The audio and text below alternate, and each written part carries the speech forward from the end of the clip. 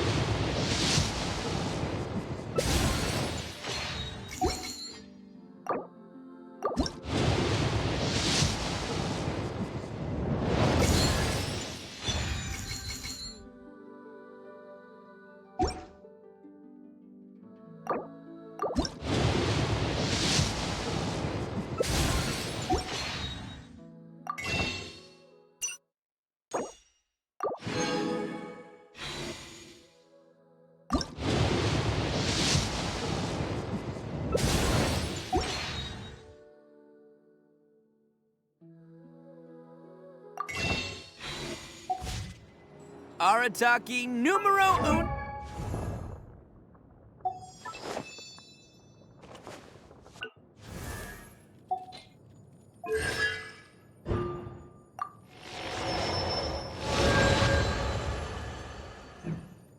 No Ito here in the flesh. Ha ha!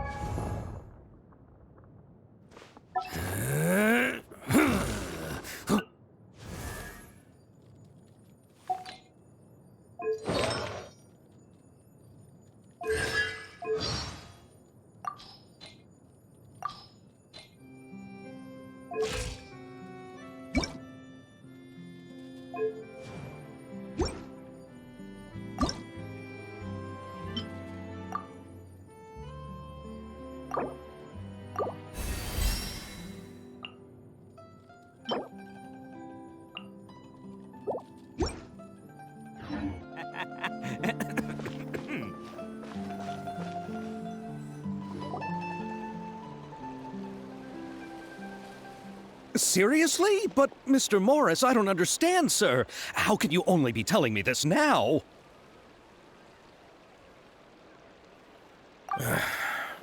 I'm afraid that there's nothing really I can do. I'm really facing a crisis. My hands are tied. But what about my film? Well, I'm afraid you'll have to come up with something on your own. Take it from me. Sometimes you just have to let things go. Same goes for this film festival.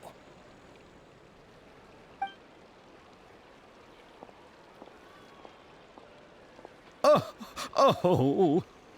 Hey, isn't that Xavier? So he's back in Fontaine now! Xavier! Oh, why, if it isn't the dear Traveler and Paimon. I really didn't expect to bump into you here at this time. Well, I was doing just fine until I received some terrible news just now. The investor I was working with for my upcoming film has fallen upon some hard times and is no longer able to provide the promised amount of funds. Can't you just find a different investor? Unfortunately, that's not how it works. We had... The Fontanalia Film Festival? Oh, is this your first time participating in Fontaine's Fontanalia Film Festival? Then allow me to fill you in. The Fontanalia Festival was established to commemorate the legendary Loch Knights, who went on a quest to search for the Oceanids and eventually welcomed the Hydro Arconageria. The holiday is deeply connected to the founding of Fontaine, as well as its unique laws and trials. It's one of the most important festivals for this nation. But what's with that weird expression on your face? It's like you're trying really hard to remember something. I was just trying to recall the exact description from the books, in order to avoid any unnecessary arguments over semantics. I usually try to recite things straight. Well, either way, Paimon thinks she gets it now. It's just like the Windbloom Festival. Yes, those are festivals of a similar variety. Who doesn't like a good festival? And just like those of other nations, to commemorate the Loch Knights, people will imitate them by putting on special costumes, raising golden cups, and going door to door asking for pure water. But a few years ago, Lady Farina started to find the whole idea a little drab, and so decided to change the part about pure water to sweets. That really doesn't surprise Paimon at all. The whole thing seems more akin to a carnival now, and it's quite popular among the kids. Every year you can hear a bunch of them saying, "Trial or treat." Oh, that sounds pretty fun. But how does that connect back to the film festival you mentioned? Yes, it appears I've strayed off topic. The Fontanalia Film Festival is an event proposed by the Fontaine Film Association this year. Now that film technology has matured as a medium, it's during this time, people may submit films to be evaluated, and the The what award? The Farina Award! You know, after the Hydro Archon. They coined it while Lady Farina was still in power, but even though things have changed, no one has made any motion to update the name. Perhaps everyone still thinks of it as a pretty appropriate name. Even though she isn't the Hydro Archon any longer, Lady Farina is still Fontaine's superstar. Anyone with eyes can see the way she shines on the stage. Huh. Alright. Guess the name does work pretty well when you put it that way. Oh, but who would have guessed there'd be an issue with the funding? Chiori? Sounds familiar. Yes, that's her. I asked her to oversee the event's art direction, including the design of the actors' costumes and appearances. Oh, Paimon remembers now. Navia said that her... How to describe her remarkable... Anyway, Chiori... Who are the actors from... Why don't the two of you judging from the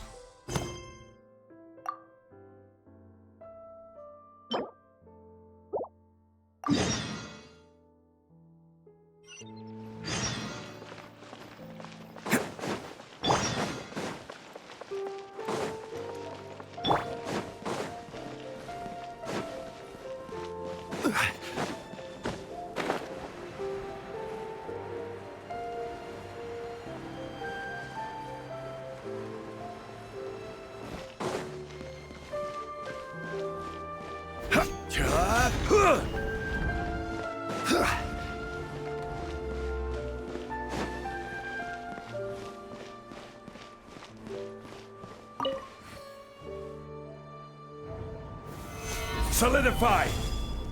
Yeah.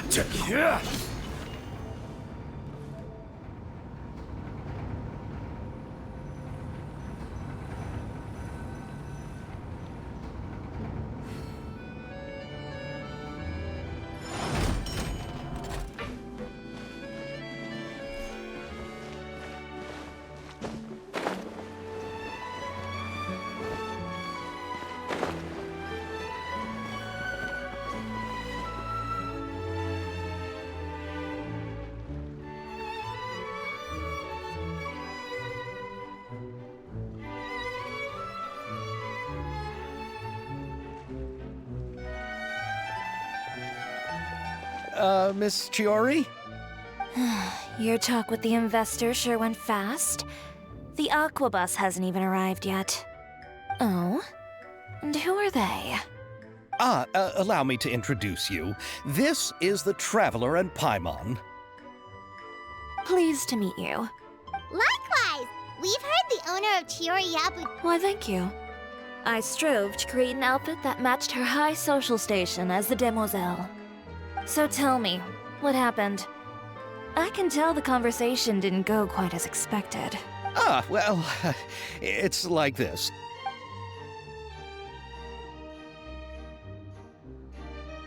Ugh. I know, Chiori, you don't have to say it. You did remind me that this investor was a little bit sketchy. Yes, there's no doubt about that. But how could I pass it up? He offered me twice as much as the others. And therein lies the problem. Yes, but just put yourself in my shoes. After obtaining such an excellent script, it's only natural that I would want to make the most of the film. The budgets that the others had proposed were nowhere near enough. It's difficult to find someone willing to front such... Don't be sad, Xavier. We might be able to help scrounge up some more together for you. Oh, thank you, Paimon. That means a lot to me. But the cost of the film is staggering. I'm afraid that any Mora we can scrounge together in a short amount of time won't even be able to cover the actors' fees. We need to move on. What's happened has already happened, and there's no changing it. But now's not... What? You're saying that you have a plan? No, that's not what I mean. The actors I recommended aren't just after Mora after all.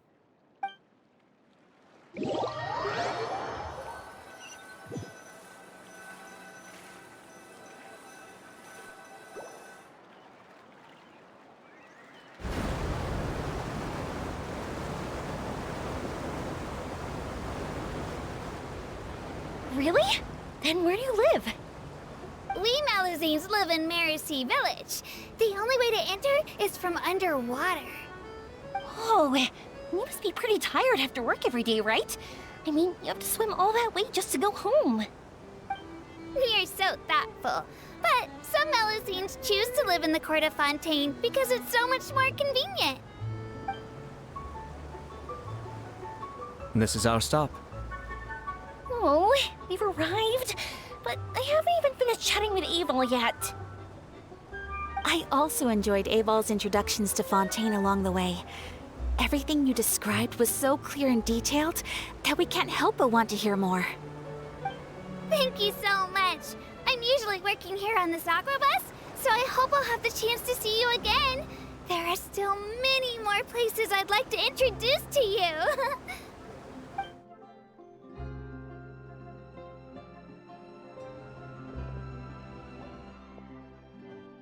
Welcome to the Court of Fontaine. I haven't realized it's... Thank you for extending the invitation, Mr. Xavier. I'm looking forward to a fruitful trip here in Fontaine. It's an honor to have the head of the Kamisato clan visit us. So they're who you meant when you said you had actors coming from Inazuma? Oh? It's the Traveler and Paimon. Wow, what a coincidence! Ayaka and I were just talking about you on the way here. Are you also here for the film? We just ran into Xavier earlier and came over with him. But I'm not an actress. Sir Kamisato and Lady Ayaka are the real actors.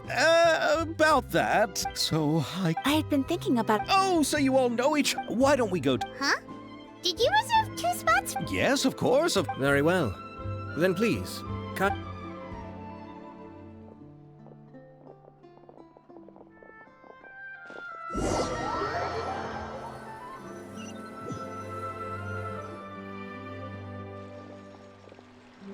Wow, the buildings in Fontaine are so tall. Just look at how big they are. And there's the fountain that Aval mentioned earlier. It really is a magnificent sight. And look at that huge spinning sphere. Where does it get its power? Wait a sec! Could it be one of those clockwork mecha we've heard so much about?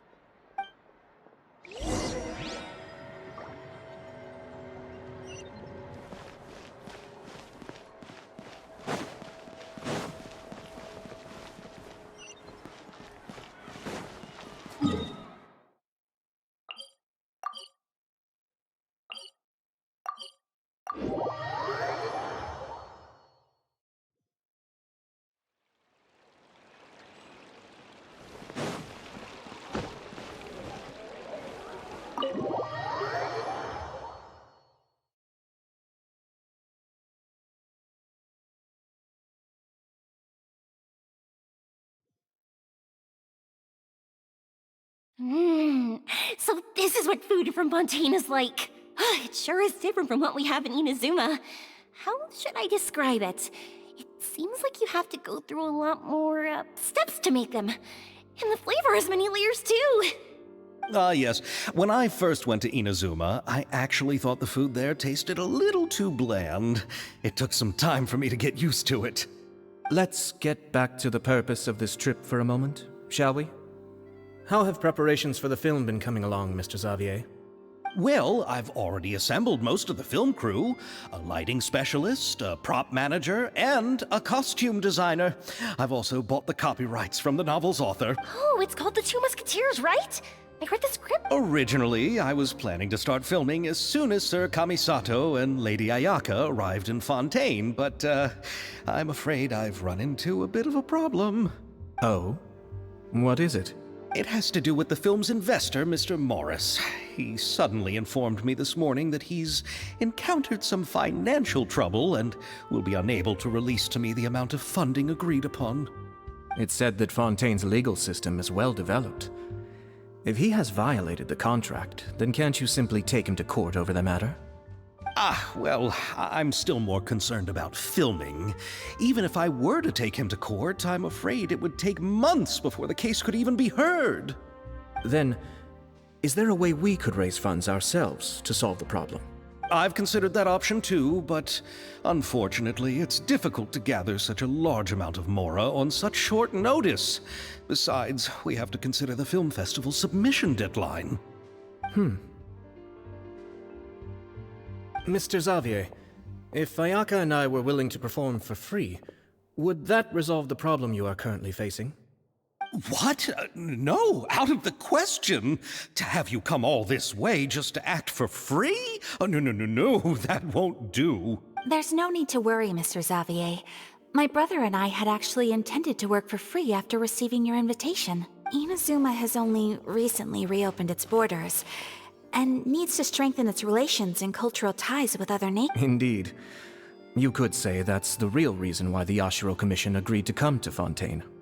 I understand, but having you two act for free just doesn't seem right. Not at all. While we're officially here to conduct a cultural survey of sorts, we must express our sincerity if we want to establish formal cultural ties with your nation. This film will serve as proof of friendly cooperation and cultural exchange between Inazuma and Fontaine. It's my hope that the film can be finished and released as smoothly as possible. If you still don't feel comfortable with this arrangement, I would also be more than happy to be introduced to some other renowned individuals in Fontaine's literary and artistic circles. All right.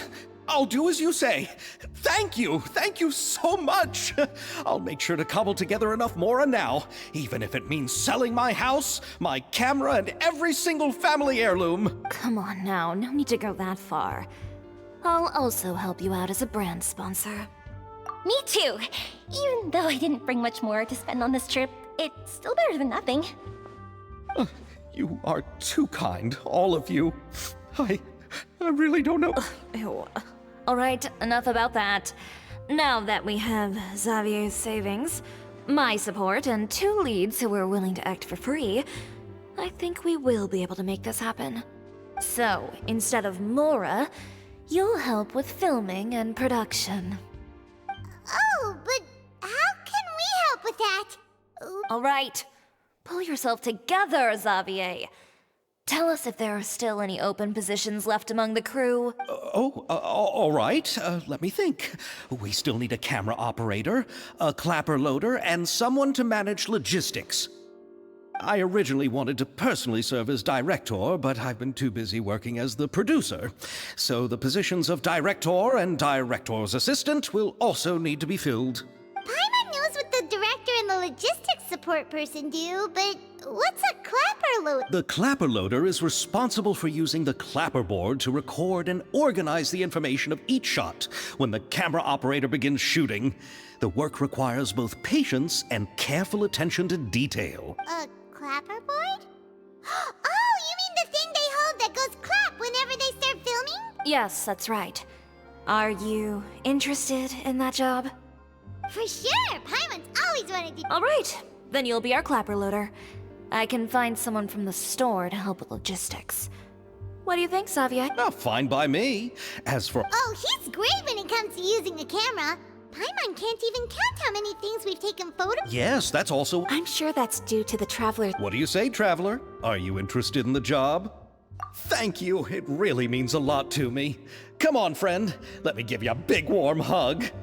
So all that's left for us to find is a director. Oh, me. All right, then all we need is a director.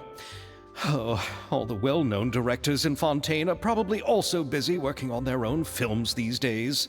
Oh, Farina helped out a theater troupe recently by Do you really... Isn't that the name of Fontaine's Hydro Archon? My brother has already informed me about what happened here in... Yep, that's her. She helped out a theater troupe not too long ago, and now she's taking up work as a director. Well, I saw that musical. Her performance was perfect, and the storyboards were... Don't let her former identity intimidate you. She's the best candidate we can think of. Fine. You're... then I'll have to ask the Traveler and Paimon to show... Do you need us to also come along? No, there's no need. Just leave this task. Very well. I'll go with you. And don't worry, we won't simply drop... All right, then I'll... A gift for someone who was once seen as the Hydro Archon. I wonder what she would like. I recall that Lady Farina once fancied a clockwork ring, so perhaps I should get another exquisite clockwork contraption for her. Huh? Can't we just bring some dessert? But wouldn't... Isn't the Fontanella to do something like... I agree with you. Alright then, let's go. But will that really be enough? You're right. We need to... Huh? You want something even sweeter than... Yes. We'll need a gift that's... Well, look at that!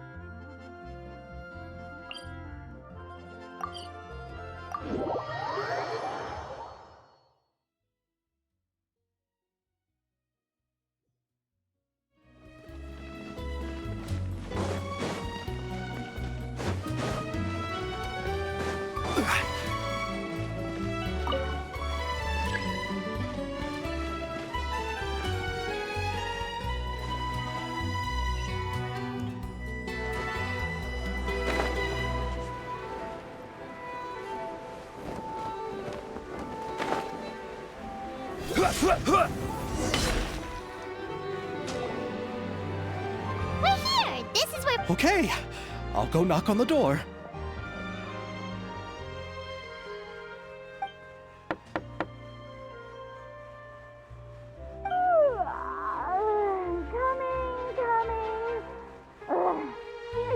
Who's knocking before afternoon tea? Huh? Who are you?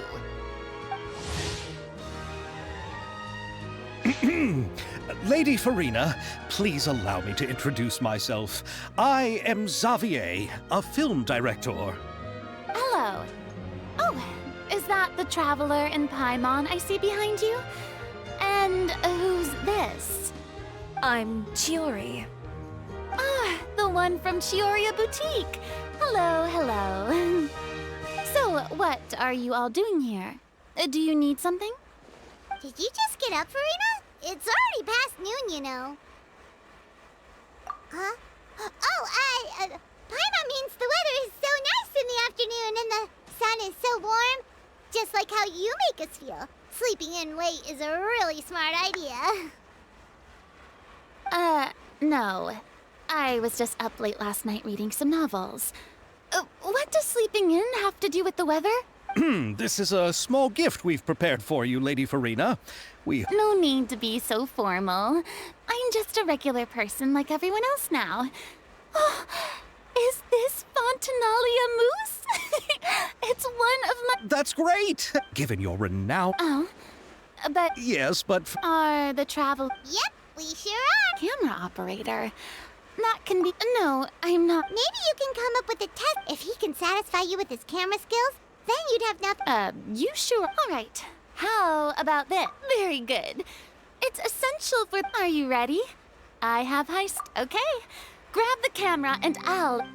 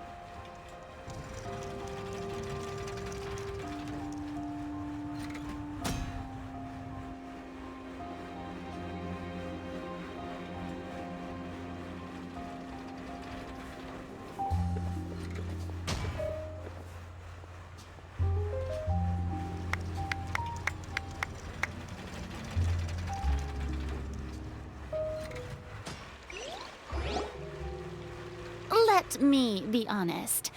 Do you really think you have what it takes? You put no thought into finding a good I mean, I guess you could be trying to pursue... Yeah! Does that mean you agree to be... Did you think I would agree just like that? In fact, I've already had several troops approach me for the Fontinalia Film Festival. Unfortunately, the scripts were all pretty boring and didn't pique my interest. If others were to find out I agreed to work with you so easily, then, well... Hey, but didn't we have a deal? What else do we need to do to convince you? Well, what about the pay? Huh? You know, how much you're willing to pay me to be the director? The pay is also an important factor for me to consider, you know. Well, I can offer you this much? What? That's all? If If Nervylet were to hear of this, he could charge you with underpaying your labor. I'm sorry. I see. Oh, our script is an... Wait, you mean the suspense thriller novel that was a #1 bestseller? Oh, so Farina's read it too. Of course I read it. I've always had a keen interest in artistic works that strike a chord with the popular. I see. It all makes sense now. You must have used most of the budget to pay for the copyright. Not really. The novel's author transferred the copyright to me practically for free once he heard that I wanted to make a film adaptation of the story. The lack of budget is due to another issue. He probably just wants to get his name out there. So, Mora isn't the most important thing to him right now. It reminds me of a delivery courier who wears one of my designs while traveling all across Teyvat. I didn't charge her much for the outfit either. The exposure she provides for my brand is well worth it. So, are you a big fan of this story, Farina? Well, it's all right. The pacing of the story is good, but Mr. Xavier, if, hypothetically speaking, I agree to be the director, how much freedom would I have in terms of script revisions and creative interpretation? As much free... Good. Then I'm free to alter the script as I see fit. Absolutely, no problem. All right. It seems that your crew really can't go on without my care and direction. So, you agree? Yes, I agree.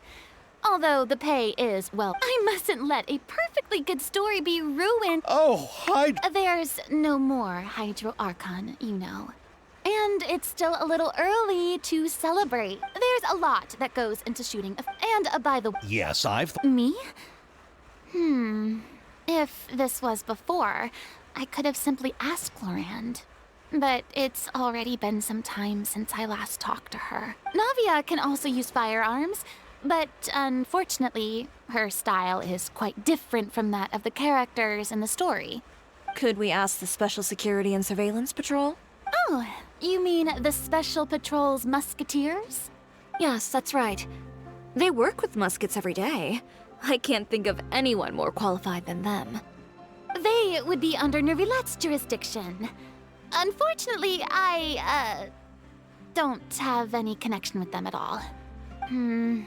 So, in the end, we still have to start by talking to Nervylet. No need to go to all that trouble. I know their Captain Chevres. Oh, you do? Wait, Chiori, how do you know the captain of the Special Patrol's musketeer? No particular reason. Running a business means dealing with some trouble from time to time, and she's helped me out on a few occasions. In return, I've helped her handle a few situations in which the Special Patrol couldn't get involved directly. So, we've gotten to know each other over time. So you're saying there's been times when the Special Patrol needed a fashion designer to handle a situation? Your work is becoming more and more... It'd be best to keep it that way. Anyway, enough about that. She sounds professional enough. She is a captain, after all. I have no... But I imagine the Special Security and Surveillance Patrol must be busy with their duties. Do you think she'd really have time to help with shooting a film? And then there's the issue of pay. Well, it just so happens that she's also not the kind of person that's just after Mora. As for whether she has time... Then I'll leave that to you. Macaroni's on sale today, so I've got to go. You can just tell me how things went when we discuss tomorrow's plan later. No problem. Of course, I'll be sure to I didn't ask for the Clapper Loader's commentary, Paimon. Then let's get going. By the way, I'm curious. If my pay is so low, then what about our 2 lead actors? Didn't they travel here? Actually, they told us that they see the trip as part of a cultural exchange. What? So is every person in Teyvat who doesn't want money gathered here to shoot this film? Don't tell me Chiori isn't being paid either. I already knew Xavier from before, and he's also agreed to give my brand some good exposure. It seems the gods have really smiled upon you, Xavier. And that certainly doesn't include me, mind you.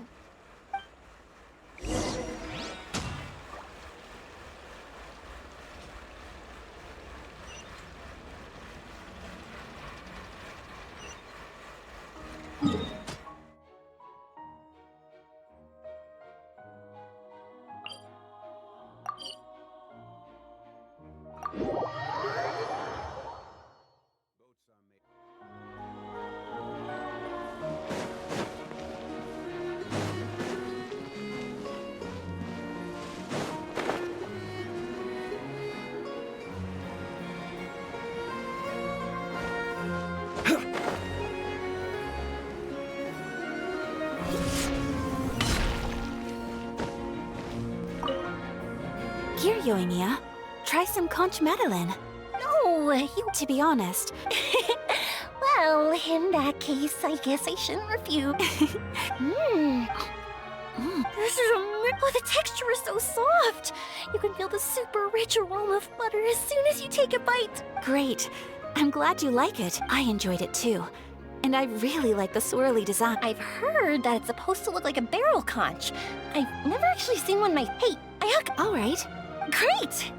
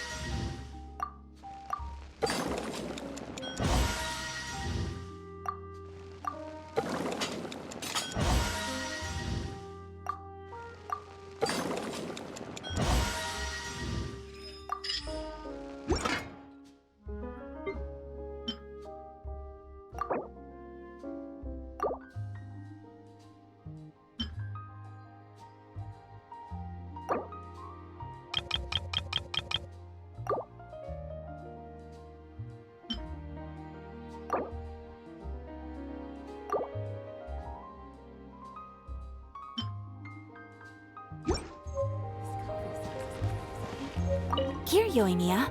Try No, you... To be honest, This is oh, the texture is... great. I enjoyed it too. I've heard that... Hey, Ayaka! All right. Great! Then that's...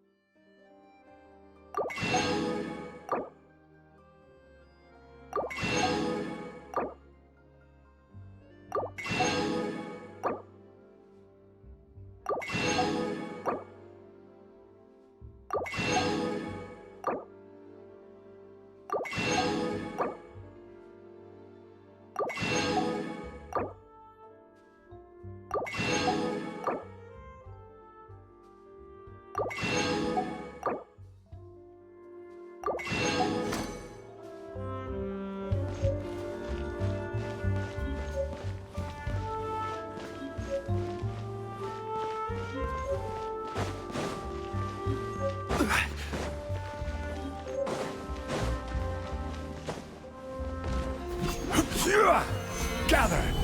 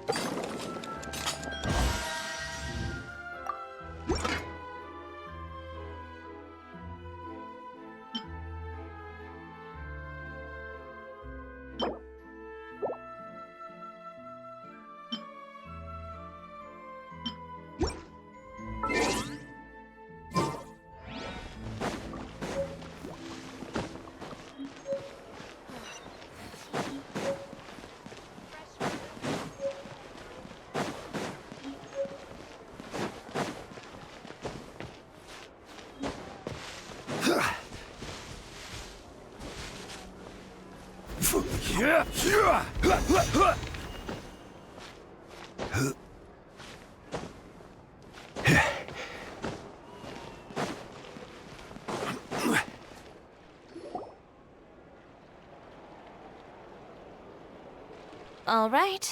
This... She's over there. The one with an eye patch reading in front of the newsstand. Oh, Please wait here for a moment. working? Just trust me. Oh, all right. Let's see what happens then. Chiori sure is a mysterious person. She claims just to be a fashion designer, but she knows all these powerful... The court of Fontaine isn't particularly tolerant of visitors from overseas, so it isn't easy for a foreigner to promote their brand here. Even more so in the competitive world of fashion. Even a local like me just trying to make a film has to face all kinds of challenges. So I can only imagine what Chiori has been through to get where she is today. Reading on the job? Detective novel. One main character? No. Multiple. Branching storylines. I see. How's the plot coming along? One of the main characters is about to make a choice that will affect the rest of his life. Any way to speed things up? There's something I need your help with. You know that doesn't depend on me. It all comes down to what the character chooses. Which is exactly why I'm here to help.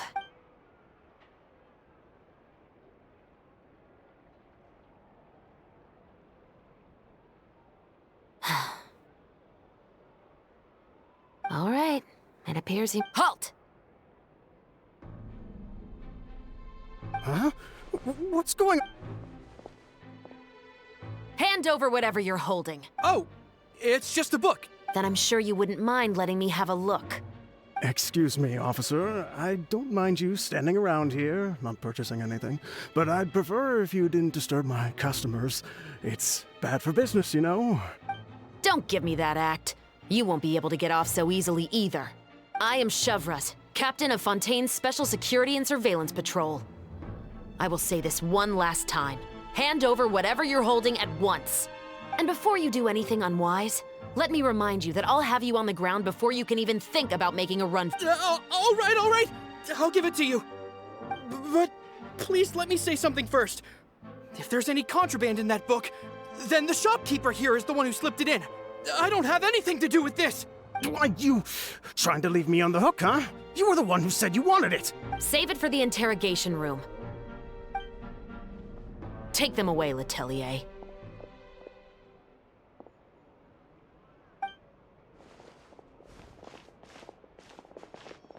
What's going on here?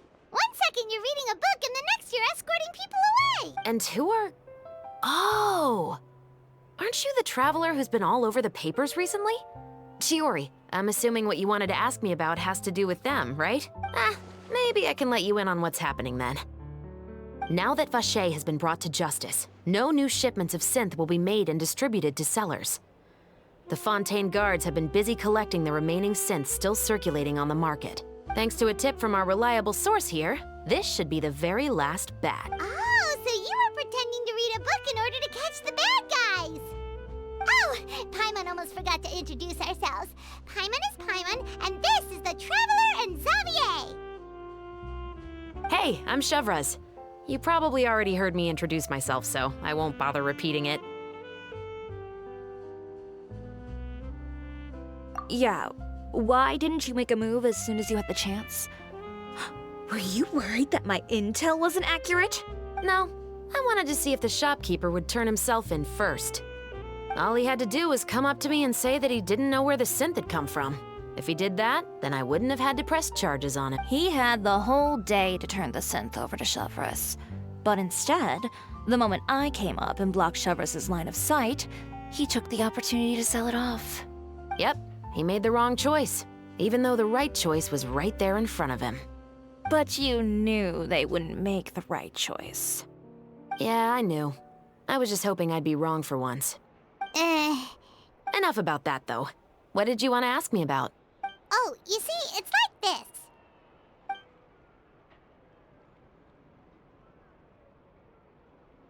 The Two Musketeers. So what do you need me to do? Just be the action choreographer for the actors? Yes, that's right. I want to make sure we get all the details right. I want the actor's posture and understanding of firearms to be... However, I'm afraid this work will require a bit of your time, since you'll... No need to say any more. I'll join. Huh? Really? Sure, it's no big besides. Then we've got a deal? Yes, I'll see. Oh my!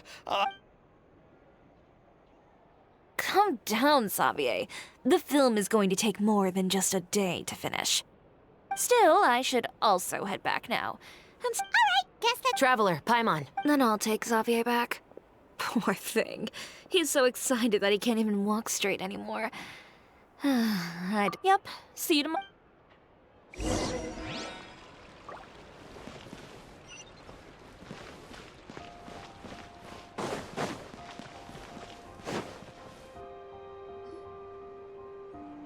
So what did you want to tell us, Chevres? Have you read The Two Musketeers? The story is about a pair of children born into the household of a baron, and their struggle to survive together and take revenge for their mother. They were raised at the baron's estate, where their mother worked as a maid. The two were illegitimate children that the baron had with the maid, so they were never treated well by anyone. One day, upon returning home, they found their mother had been murdered and left dead on the floor. It was quite evident that the culprits were the other members of the baron's household, who never had any kind words to say to them. However, the baron was able to exert his influence and keep the whole thing under wraps. The mother's death was eventually deemed as a suicide, and there was no chance of bringing her murderers to justice. The two siblings decided to flee and someday avenge their mother. Many years later, members of the baron's family suddenly started turning up dead one after the other, all killed by gunshot. A rainbow rose was found on each of the victims' bodies, being the flower that the kid's mother liked best. The Baron believed that the mother's soul had come to take vengeance on him, so he lived in fear each day. But it was actually those two siblings who had fled all those years ago. They relied on each other to survive and trained day and night, eventually becoming adept musketeers. They used all of their abilities to collect evidence and clues before executing their plan and exacting revenge on the Baron. Their actions let the truth behind their mother's death be known to all. That's quite an exhilarating Yep. The Baron got what he deserved for his evil deeds, and justice was able to prevail. Oh, so is that why you were so willing? You could say it was... Oh. I've read the reports about you. Whether it was at the trials or when you lent your hand to resolve our nation's crisis, you've shown that you've got a strong sense of justice. Yes, you're as sharp as I expected. There's been a recent murder case involving muskets. The perpetrator's methods appear to be very similar to what is described in the novel. Huh. Really? But Paimon didn't see anything about... The Marechaussee Phantom hasn't yet released any information to the public because the investigation is currently at a standstill. The murderer is extremely cautious. A murder involving firearms? Impossible. We perform a routine inspection of our firearms and ammo reserves every day. If one of the weapons had been fired, it would stick out like a sore thumb. Besides, I trust the members of my platoon. However... Well, that's all I can disclose about the case today. Huh? What do you mean? I hope you all can go back and get some shut-eye. You can decide tomorrow what... I'm aware this might not be the ideal... Carrying out investigations isn't actually supposed to be our responsibility. Our job is to apprehend the perpetrators. I don't want people to see muskets in a negative way, and also, I'm concerned about the similarity between the crimes and the story. You mean, they might be connected? I suspect so. Just to make myself clear, this is not an order, nor is it a deal of any kind. It's a request. Nothing. If you two have any interest in the case after we finish filming tomorrow and are willing to assist me, then I would be most grateful. What do you think, Traveler? Yeah, you're right. You'd better head back and get some rest. Otherwise...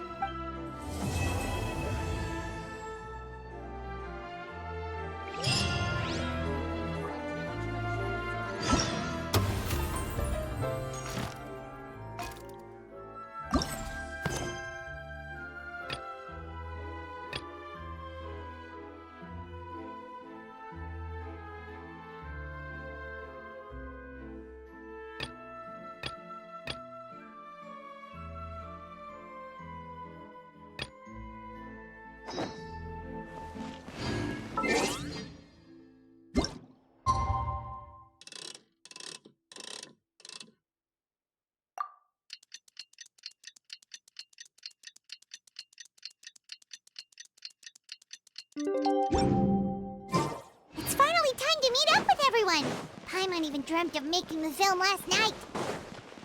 If Paimon remembers right, we're meeting at Hotel de Boer. Let's get going!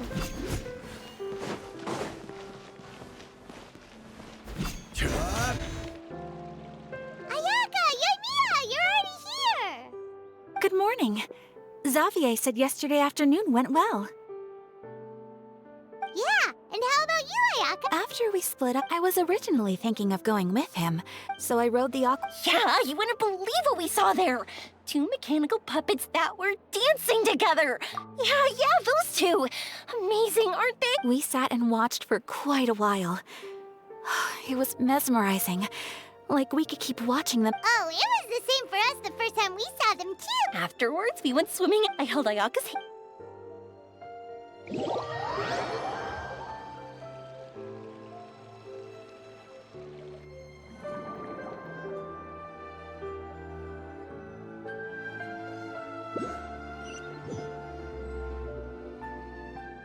At first, I didn't dare to open my mouth. But once I couldn't hold my breath any longer, I decided to take a big breath in. Turns out the water wasn't as salty as I imagined. It didn't really taste like anything at all. Before I knew it, I was breathing like normal down there. It was an amazing feeling. Ayaka said I was too nervous and needed to loosen my grip. She got used to everything way faster than I did. I knew that the Traveler could do it, so I had no doubt we could do it too. That helped me feel at ease as soon as we dove in. The underwater world in Fontaine truly is beautiful. I love seeing the Romaritime flowers blossoming underwater. Yeah, and there were so many creatures that we've never seen in Inazuma. Like those fish that shimmer like a sword blade. Whoosh! Oh, you mean Hunter's Rays and Blubber Beasts! I just love the name Blubber Beast. Just wait till Pops and the others hear about this. They probably won't believe a word I say.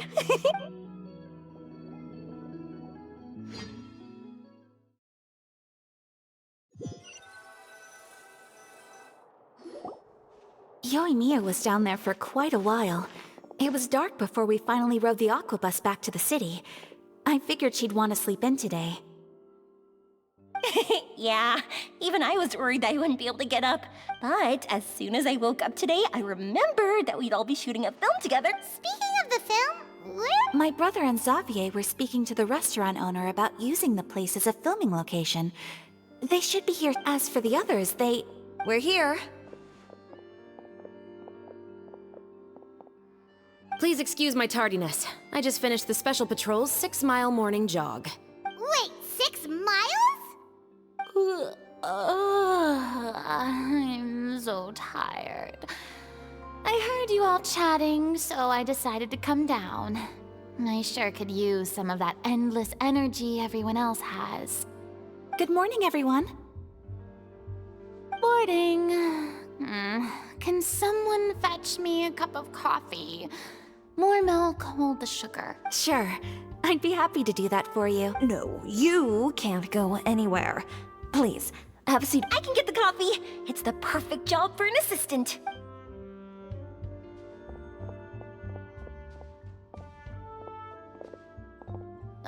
So much energy.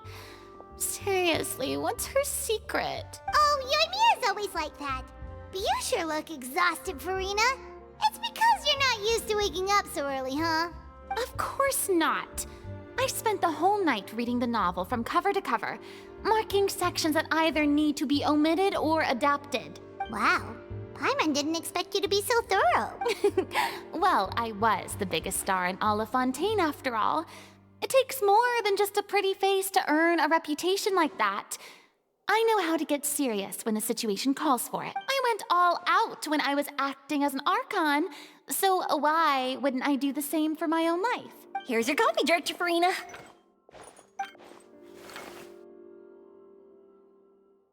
Oh, thank you. The sound of being called director, and the... It seems everyone has managed to... We've reached an agreement with the restaurant owner. We are free to use the second... Really? That's great! He is really looking forward to our film, and hopes that providing his restaurant as a filming location will attract more customers. Well then, Mr. Xavier, I'll leave the rest to you. Okay, thanks. First, I'd like to introduce, this is our prop manager, Veronique. She'll be in charge of all the film's props and items. And this is Bonneau, our lighting technician. He'll be in charge of lighting and illumination to set up each scene's atmosphere. Wow. First of all, please allow me to first express my sincerest gratitude. When my investor informed me yesterday that he wouldn't be able to provide the funds, I really thought that this was the nail in the... I had no idea that I'd find so many... No need to be so cordial, Mr. Xavier. We're all on. Your works made a profound impression on me when I saw them back in Inazuma. I am sure that someday, this film will be remembered as a prime example of cultural exchange between Fontaine and Inazuma. Yes, the story is the reason I agreed to join. Anyway, I would like to make a This is not just my... So, without... You may take it from here, Director Farina. All right. Listen up, everyone. The first scene... Whoa. Is everyone clear? All right. Cameras... not the kind of waves that drown people. I mean, the good kind of waves. Seems like she's still a bit traumatized by that. Anyway, let's go see if there's anything we can do to help.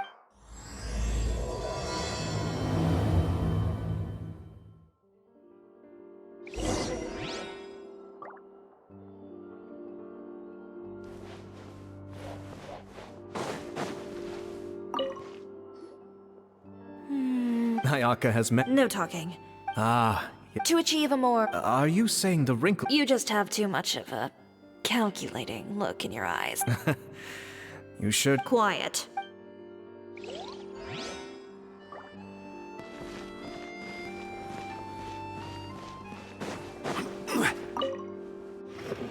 How about here? Little... You got it. Hey, Yoimiya, do you need a hand? No, I heard that the... Really? Well, sure, I just think that after all your journeys together... Oh, I see. Yoimiya, we need lights over there, too. Oh, on it. I've got to get back to work. Chat with you later. Seems like Yoimiya's really getting into it. But she was right. We do have a super close bump.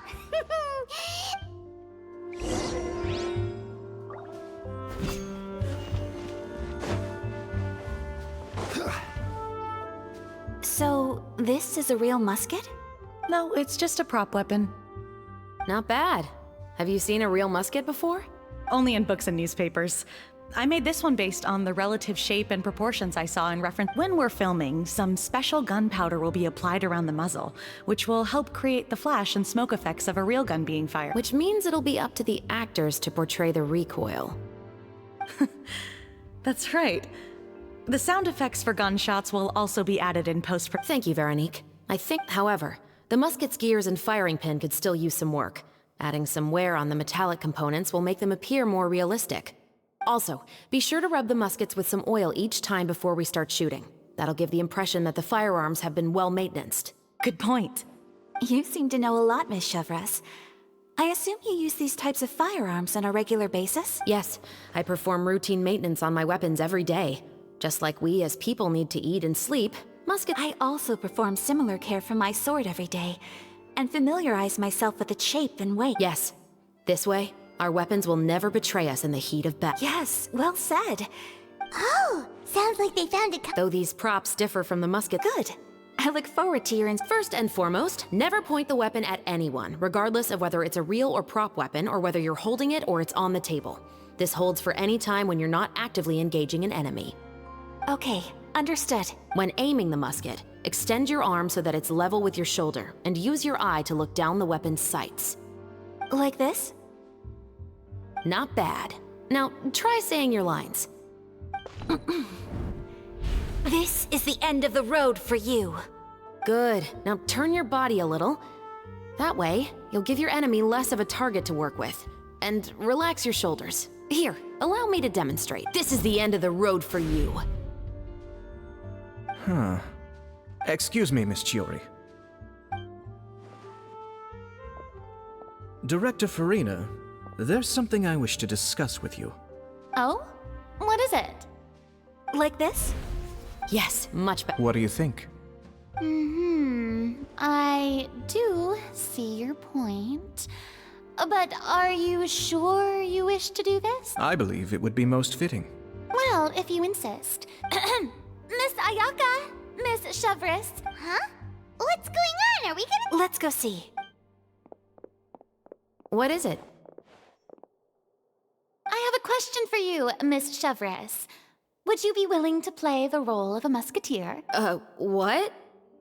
To clarify, I would like to turn over my role to Miss Chevris. But brother... Don't worry, Ayaka. I actually view this as a good thing. I was becoming troubled trying to set aside some time to speak to the staff at the Palais Mermonia.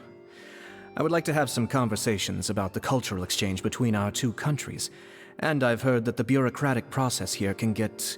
Now, I will be able to focus on my work. Besides, you also know that I'm not really one for public performances. Are you really sure? From a director's point of view, I also felt like the relationship between the two musketeers in the original story could be improved. The older brother in the story plays the lead role with his overbearing character, but this causes his character to overshadow that of his sister, and the theme of the two supporting and relying on each other isn't conveyed very well. But if we were to change the siblings to two sisters of a similar age, then that aspect of the story might come through more clearly. Also, I've seen you instructing Ayaka. That cold and dignified personality is exactly what we need for the... Of course, even with all these Chevros mentioned that she really likes this. All right. Good. We'll also need... I have a feeling that... You're doing a great... Don't mention it. I like this character, so if anything, I should be the one thanking... Well, since my brother is the one who brought up the idea, I suppose there's no need to worry. Let's go, Miss Chevros. I look forward to working with you. Please, just call me Chevros.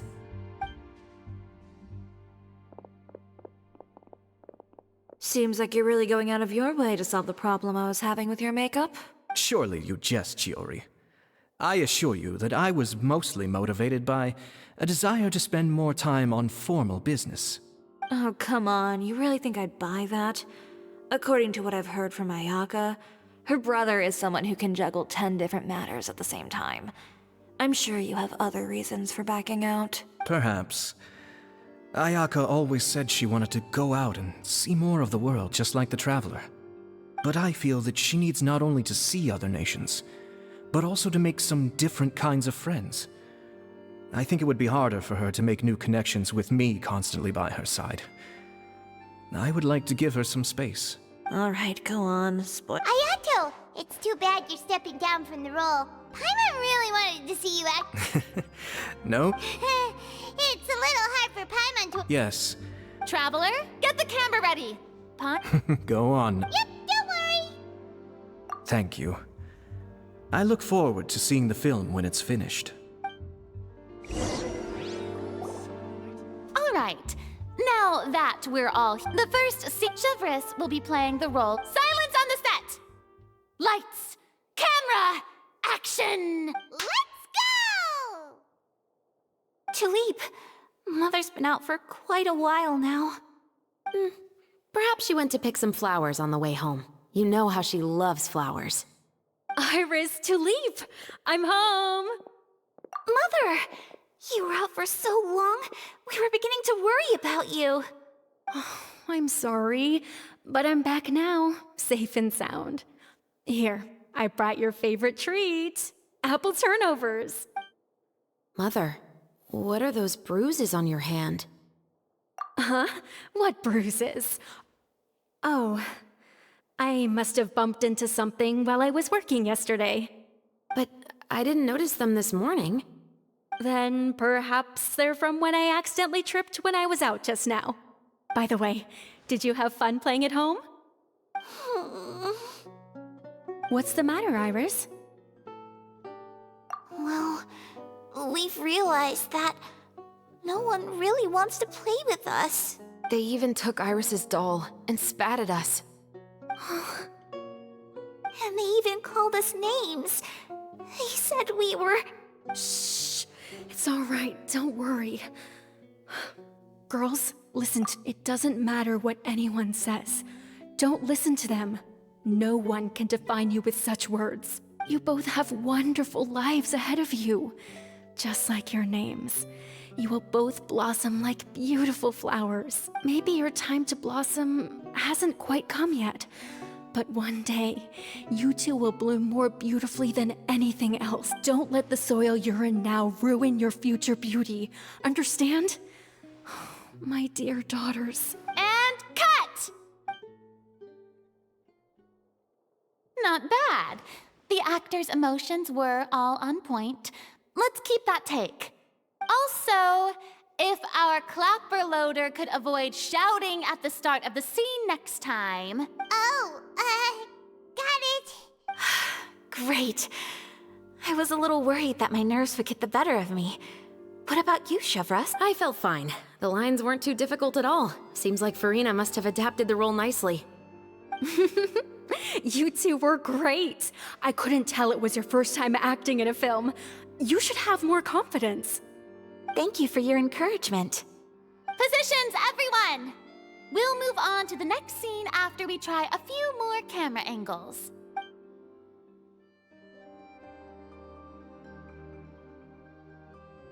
This scene is when our two characters return home, only to discover their mother has been murdered. Ready? Lights! Camera! Action! Mother, we're back! Mother?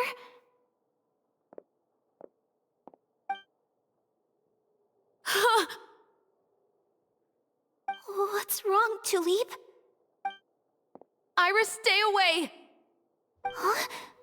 Why? What's... Mother! Mother... She's... Huh? There's poison in this cup. Huh? I could have sworn I've seen this kind of cup before. Those aristocrats. They didn't even try to cover up their actions.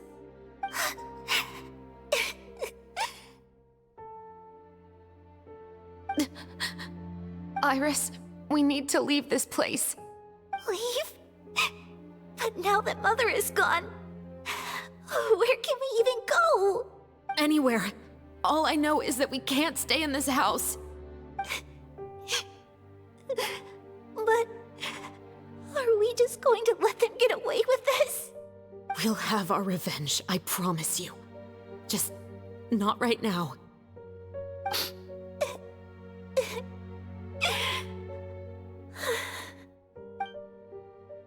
Come on, let's go. No, wait. We can't just leave Mother here like this. At least let me leave this rose with her. That's why we went out in the first place. To buy her this flower. All right. Goodbye, Mother. We'll avenge you. Someday. And cut! Beautiful! Great performance! Oh my, you're so amazing, Ayaka! And were those real tears I saw? How did you do it? I was surprised too. Thank you for the kind compliments. Actually, as soon as Director Farina said action, I told myself not to think about anything. I just felt the weight of the moment and became the character. It's quite similar to practicing the art of the sword. You clear your mind and focus only on what's... Ayaka's performance was amazing. Have I discovered an acting prodigy? Pipe down, everyone! We need to move on to the next scene!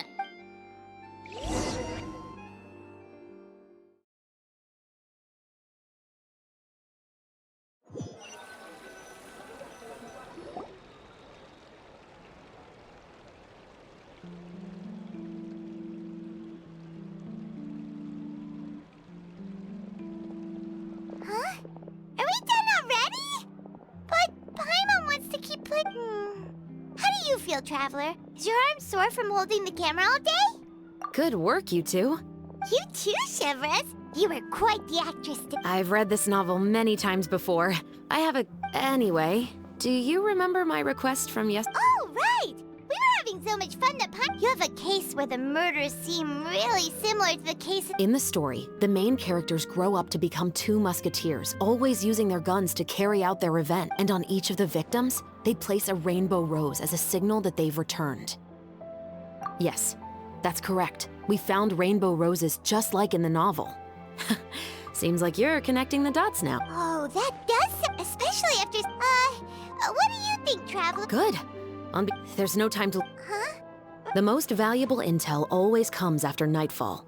They are like small, remote islands in the middle of the sea. If you don't stay vigilant, you will pass right by them in the fog. That's how one of my favorite books always puts it, at least. So, where are we going right now? Let's start by checking out some workshops that sell mechanical components. If the culprit is making their own weapons, it's very likely that they'll visit those sort of places.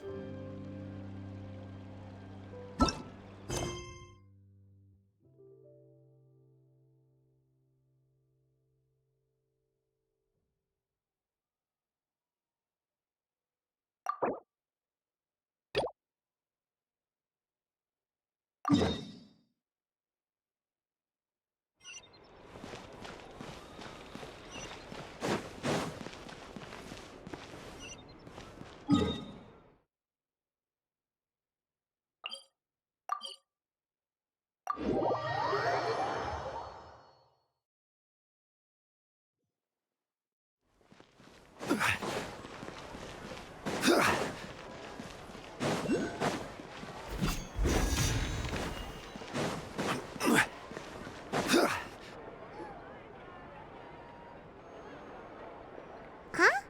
Isn't that Charlotte?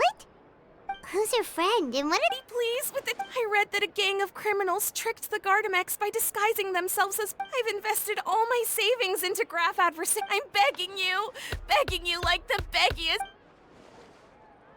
I need you to calm down. I admire your passion, but I'm afraid I'm not joking. Funnily enough, I actually remember being in a meeting where the editing team was but to our surprise, in truth, since we ran that, so I knew this story. Uh-oh. She really sounds... Hey, Charlotte! Traveler, Paimon, it's you! I was in the area. She read an article inspired by... She was hoping I could, but unfortunately... This is a new situation for us. It's such a pity. It seems like the... Wait, Miss Lapine Pauline?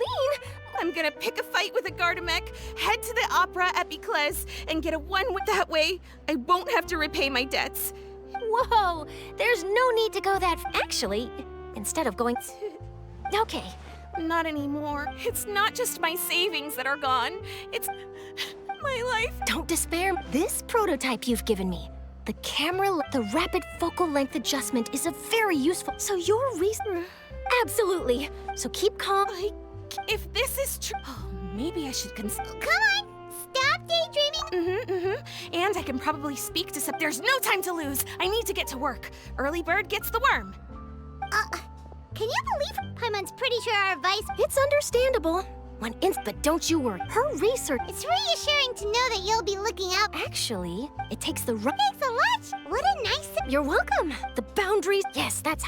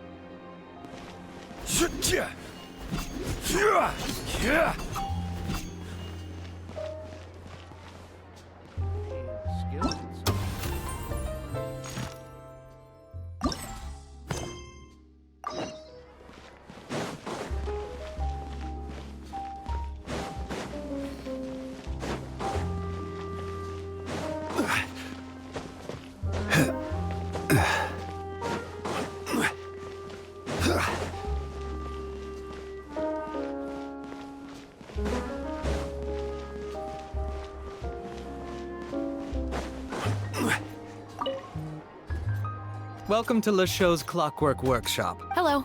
I'd like to know if anyone has purchased some special components lately. Special components? I mean the kind of components that aren't typically used for clockwork toys, but for firearms. Huh? For firearms? No, we don't sell those sort of things. Don't misunderstand. I'm not here to cause any trouble. We are merely investigating a case, and we're hoping that you could cooperate. Well, to be completely honest, I'm not even sure what kind of components that would entail. Has anyone ever purchased components here as an individual? We have a lot of customers who buy toys, but those who buy components are all regular customers who buy in bulk on behalf of their organization. Is that so? I understand. Thank you for your cooperation. You're welcome. It's the least I can do.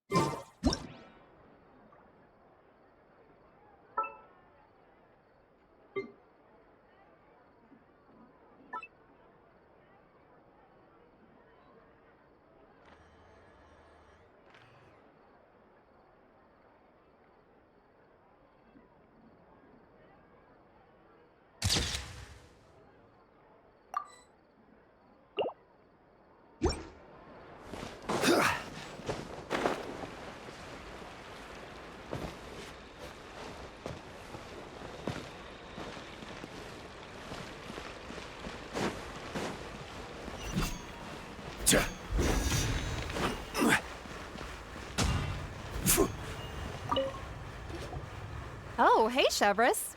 Run out of oil for your musket again? Hello, Estelle. I want to know if anyone has come to your shop recently to order some firearm components. Oh, is this another case? I don't think so. Some people have requested that I make some prop guns for the Fontanalia Film Festival, but I refused all of those requests. Oh? Why's that? Because there's no profit! I only make things here that can do some real heavy lifting. I don't have the energy to make some new molds just for the festival. Then has anybody come specifically looking for mechanical components? Well, I usually sell off my scrap to the Fleuve Cendre. I don't typically give them to one specific person. I understand. Thanks for your... Don't mention it. Always happy to have them. Seems like we haven't found any leads to go. Yeah, unfortunate. Huh? You think so, huh? Then I guess... Huh? That I grew up in Fleuve Cendre.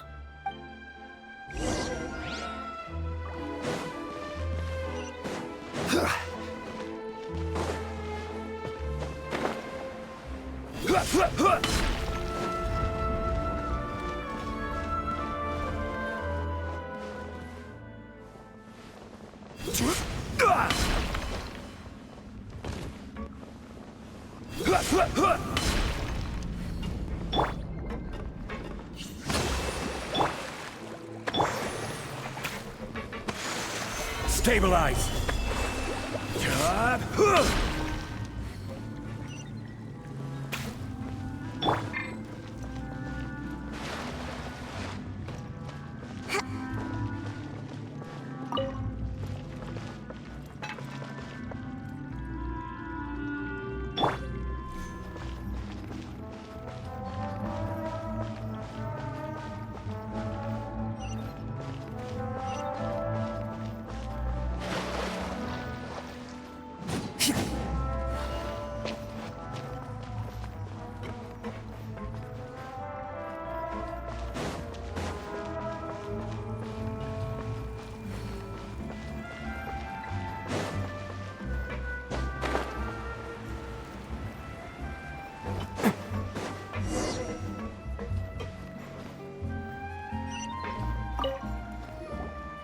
Hello, I'd like to ask some questions. I don't know anything. Don't worry, I'm not here to arrest anybody. You say that now? It's the truth. Here, take this as my guarantee. Wait, did Paimon just see what she thinks she saw? Is the captain of the Special Patrol bribing us? Seems weird. What do you want to know? Have you heard anything related to muskets in Fleuve Cendre lately? Anything at all? Muskets, huh? All I know is that about 2 weeks ago, we started hearing some loud noises at night. So loud that it's been waking me up. Were they gunshots? Possibly. It's hard to tell around here. Someone's house collapsing, a pipe exploding somewhere, it's all the same. But the noises I'm talking about definitely happened after I fell asleep. Do you know where the noises were coming from? I don't remember clearly. Is it that you don't remember, or that you need to think about it some more? You tell me. Then please, think about it some more. She's giving her even more. The noises came from the end of the Southern Waterway. I came out and had a look for myself when I wasn't sleeping. That's all I know. All right, Thanks for the put.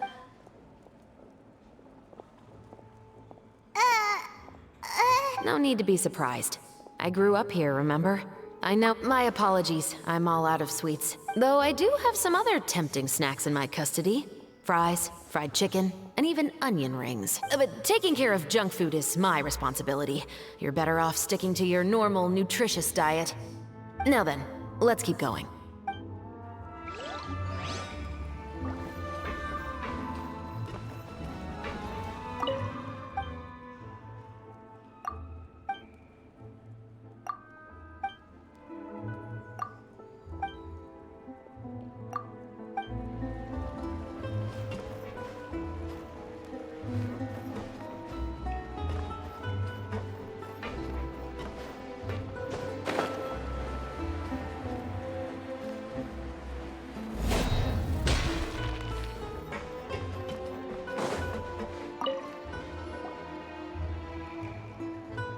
It's been a while, Tetro.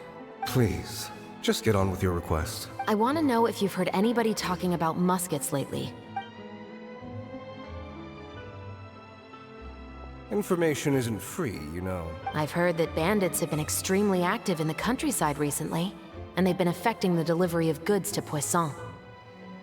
I can allocate some more manpower to help out with that problem. What do you say?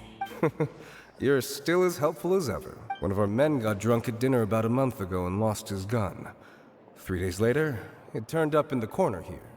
What's weird about that? He just forgot where he put it, right? This is Fleuve Cendre, my friend.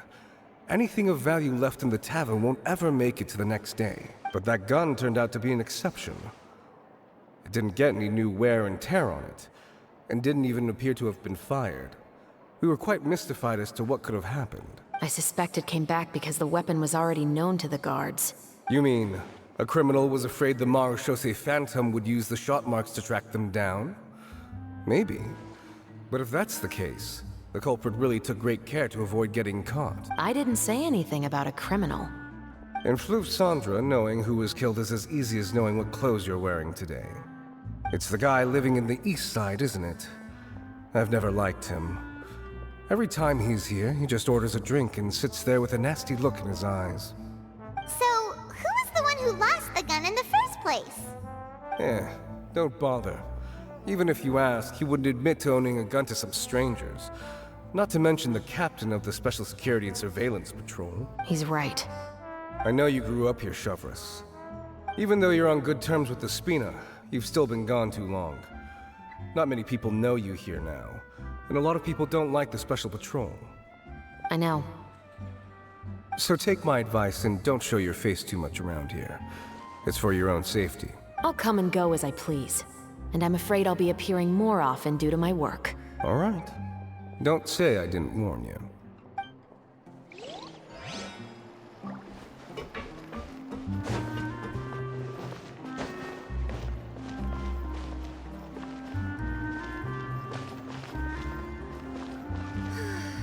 People here really business you're in. You gotta keep up with the changing times.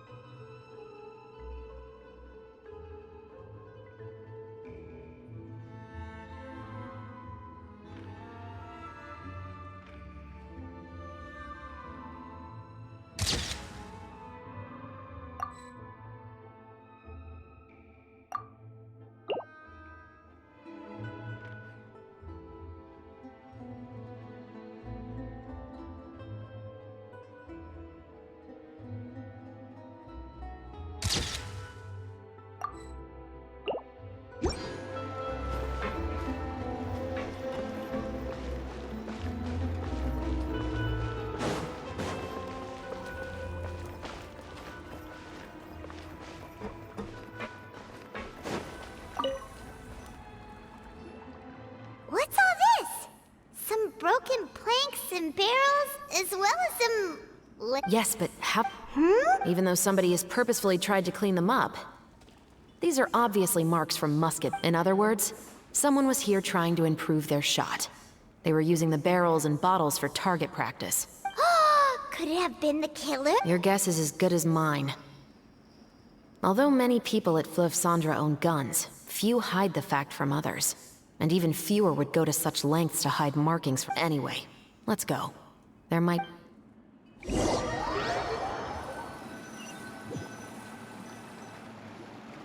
Seems like that's all we'll be able to uncover for today. Paimon feels like we managed to learn a lot more. Yes. A month ago, our suspect found a gun and took it home to disassemble it. Once he'd figured out its mechanics, he brought it back. In the following weeks, he used some parts to create his own makeshift musket and took it to the Fleuve Cendres for target practice. Then, a few days ago, he found his target and carried out the murder. Once the deed was done, he left a rainbow rose on the body, just like the scene in the novel. That all makes sense to Paimon, but we're still no closer to figuring out the killer's identity. The deceased was a resident of Fleuve Cendres. It's said that he was a poor, solitary man. Yeah, that's also something I'm trying to figure. If we are indeed following the novel, and there's a story behind the murder, then this murder should be an act of vengeance. But according to our investigation, the deceased didn't have any enemies. He was no saint, but no one's heard of a rival who hated him enough to shoot him dead. Much less care to leave a rose on his body. What message is the killer trying to convey? And to whom exactly? We've thoroughly investigated that possibility. He claims to have spent the whole day at the Opera House on the day of the murder, and the staff there have confirmed his account. Okay, so he has an alibi. Not only that, he lacks a credible motive as well. He has a family of his own, and both of his parents are still alive. I've looked into his records. He was adopted at the age of 6, and all the proper procedures were followed. There are also records of him at an orphanage before. In the story, the mother of the 2 musketeers was murdered after the children turned 10. Of course, he could have changed the children's ages, but I don't want to assume anything without evidence. More importantly, I've also had a chat with him in person. He didn't seem like the kind of person who would pull the trigger to kill a man. Then, what should we do now? We have all this new information, but... Investigations take time. I didn't expect us to... How about this? Let's spend the next few days filming with the crew. We can continue the investigation once we're done with the film. I'm sure that given time, new leads will present themselves. Wait, but weren't you saying Intel is like small, remote islands in the middle of... But the book had more than one reference to the islands, Paimon. Oh? What else did it say? As long as you spend enough time sailing through the fog, you'll eventually come across an island.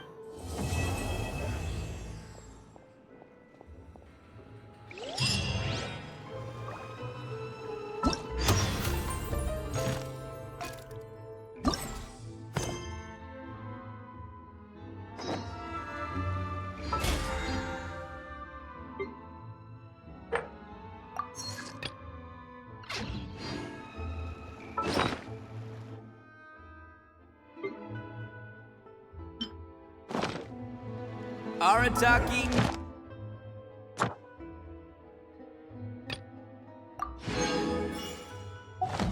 Numero uno ita.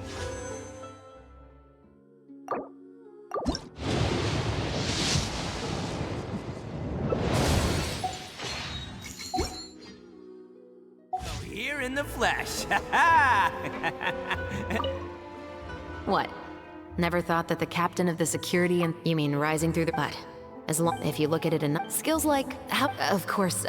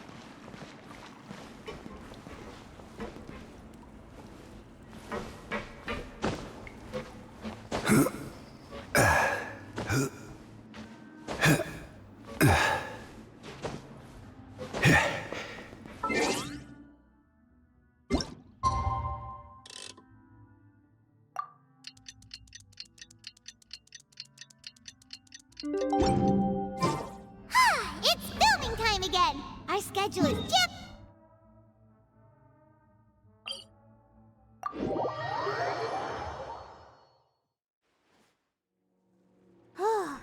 Anyway, let's head out and meet up with the others.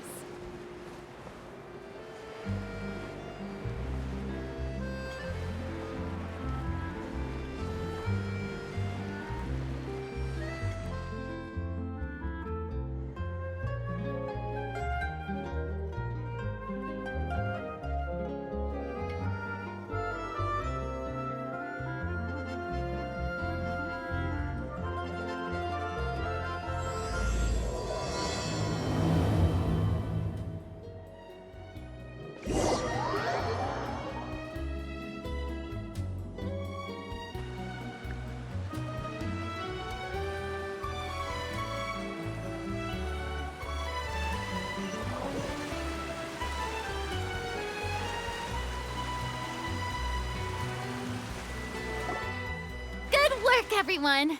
We're looking to wrap with our two main ladies today. I can already smell our success. What do you mean, looking to rap?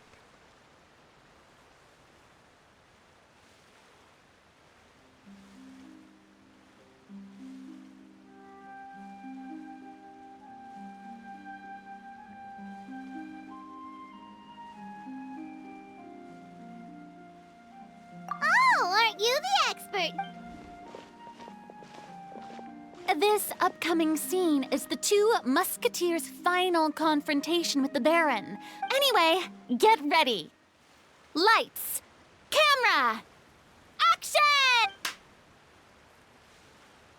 The view is beautiful tonight. And now that I've said it, I can even make out the faint fragrance of herbal tea in the air. Enough, villain! It's time that you pay for the death of our mother! My dear Iris, have you forgotten your manners? How can you speak like this to your own... I'd sooner swallow all of my teeth than call you father. What did I expect? Seems the daughters have turned out to be just as obstinate as their foolish mother. In this world, mora and status is everything. She thought she could blackmail me using her children and force me to grant her recognition and concessions? Ah, how naive can a woman be? Mother never asked a single thing of you. All she wished was for us to live a peaceful life, just like the others. It was you who personally brewed the poison of prejudice and sent Mother to her death. Compared to that deadly poison, the 2 bullets that will soon pierce through your heart will be like sweet mercy. And that's exactly why I said you're just as naive as her. So let's see. What is stronger? Mora and power, or the 2 muskets in your hands? Get them! Tulip! There are too many of them! It'll be okay. We'll cover each other, Iris. And Mother will be watching over us, too.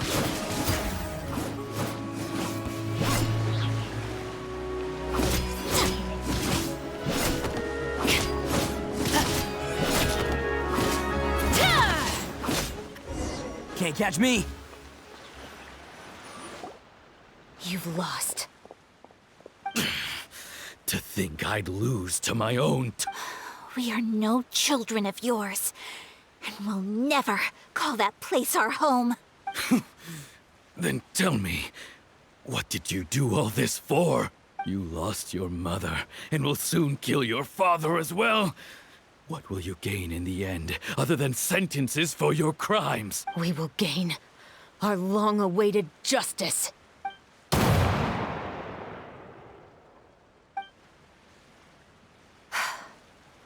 It's over.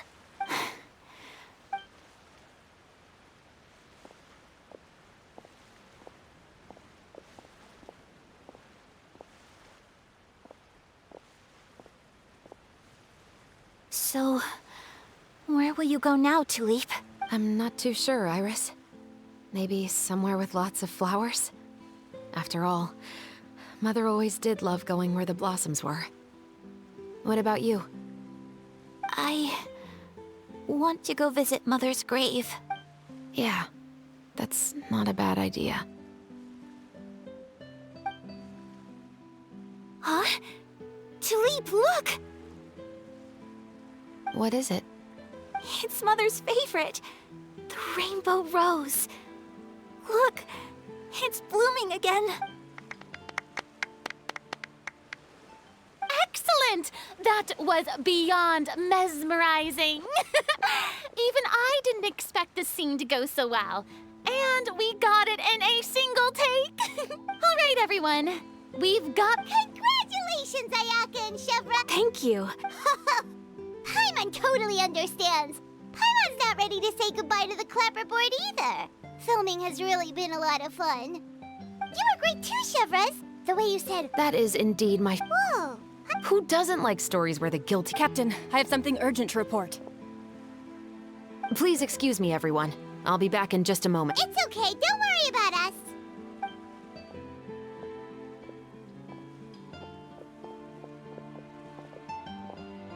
Oh? Was she whisked away by work already? I was just about to tell her how great she did. It seemed like some urgent official business. Then perhaps we should thank the stars that we were able to wrap both of your parts so quickly today.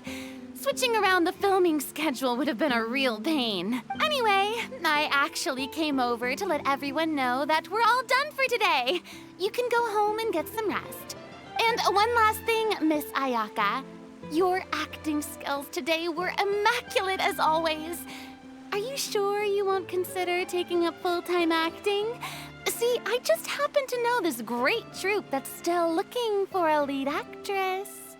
Thank you for your kind words, Director Farina.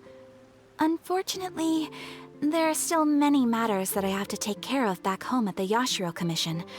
I cannot remain in Fontaine to pursue an acting career. Nevertheless, I will make sure to treasure this incredible opportunity in my heart. Oh, that's a shame, but I understand. Just let me know if you ever change your mind. I believe it's also about time for me to take my leave. But hopefully I'll see you on set over the next few days. See you tomorrow, Yep, see you tomorrow! Well, what should we do next? Traveler, Paimon, please come with me. Huh? You could say that our ship has finally chanced upon one of those small, remote islands of intel.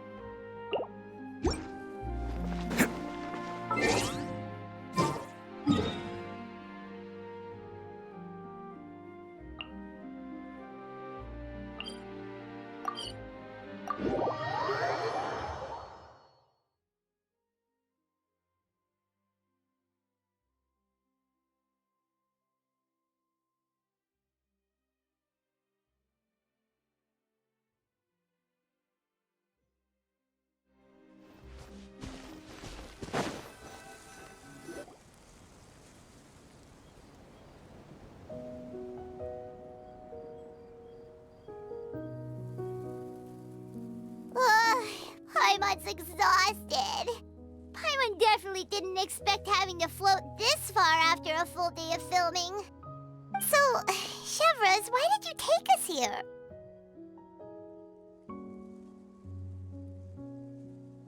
Affirmative. Have you ever heard of someone by the name of... Oh, you mean that famous... She's a good friend of mine. She's lent me her aid several times in the past to resolve some difficult cases. After I discovered the rainbow rose at the scene of the murder, I sent it to her. After all, she's probably the foremost expert on flowers and scents in all of Fontaine. And then? There was nothing remarkable about the flower or the trace amounts of soil left on it. But according to Emily, the rainbow rose left by the killer was derived from a very rare cultivar. Huh. Paimon didn't know there were different varieties of rainbow rose. Paimon just thought they grew everywhere in the wild. Flowers that are deliberately cultivated will always show some different features from those that bloom in the wild. We already knew that the rose left at the scene belonged to a special cultivar, but with Emily's expertise, we were able to pinpoint the place where it was. Oh, Paimon gets it now. Precisely. And after we Real? It's... But didn't you say he had an alibi? To be clear, I haven't changed my mind about him. I still don't think he was the one who pulled the trigger. However, that doesn't mean the true culprit never visited him at his home or never purchased a rainbow rose from his garden. Whatever the case, we will have to confirm a number of things with him. So you mean... Yes, we're going to pay him a visit at his...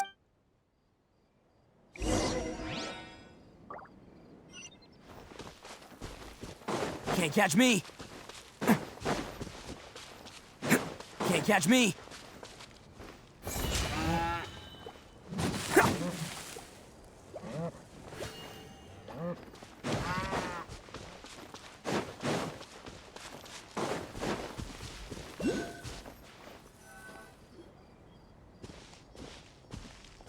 That should be his house. There are so many Gardamex stationed around the place. According to what he told me last time we spoke, he hired them so he won't be harassed or disturbed. Huh. So there are a lot of flowers in his garden, but... Right. Which is exactly why I think there has to be a special connection between him and the killer. So... should we... Just wait here for now. I'd like to take care of a number of those Gardamex first. But they're so far away! How are you planning to... Don't forget, Paimon. I'm actually the real-life captain of the Musketeers.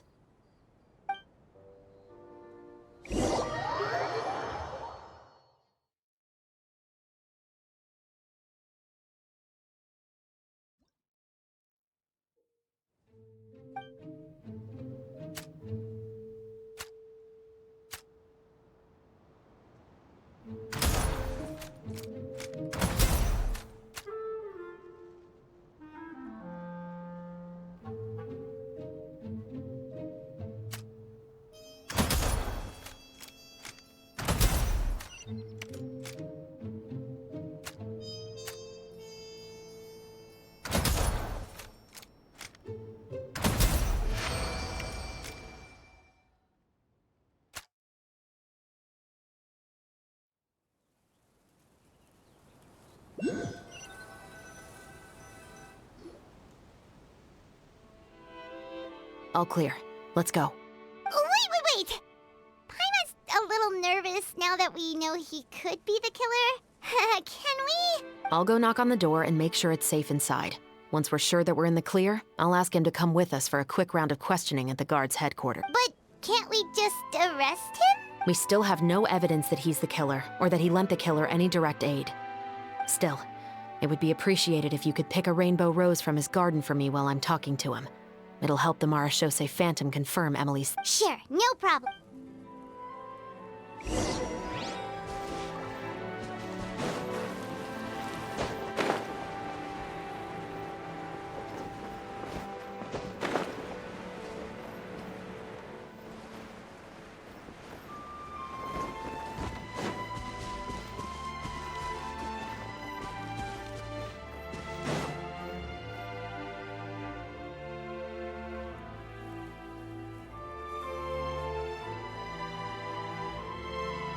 Excuse me, Mr. Baptiste, are you home? Who could it be at this hour? Oh, it's you. Would you mind accompanying me to the guard's headquarters, Mr. Baptiste? We would like to ask you some questions about a case. Oh, is it still regarding the murder case from before? I cannot confirm or deny that at this time. So it is then. Listen, I need you to come with me, Mr. Baptiste.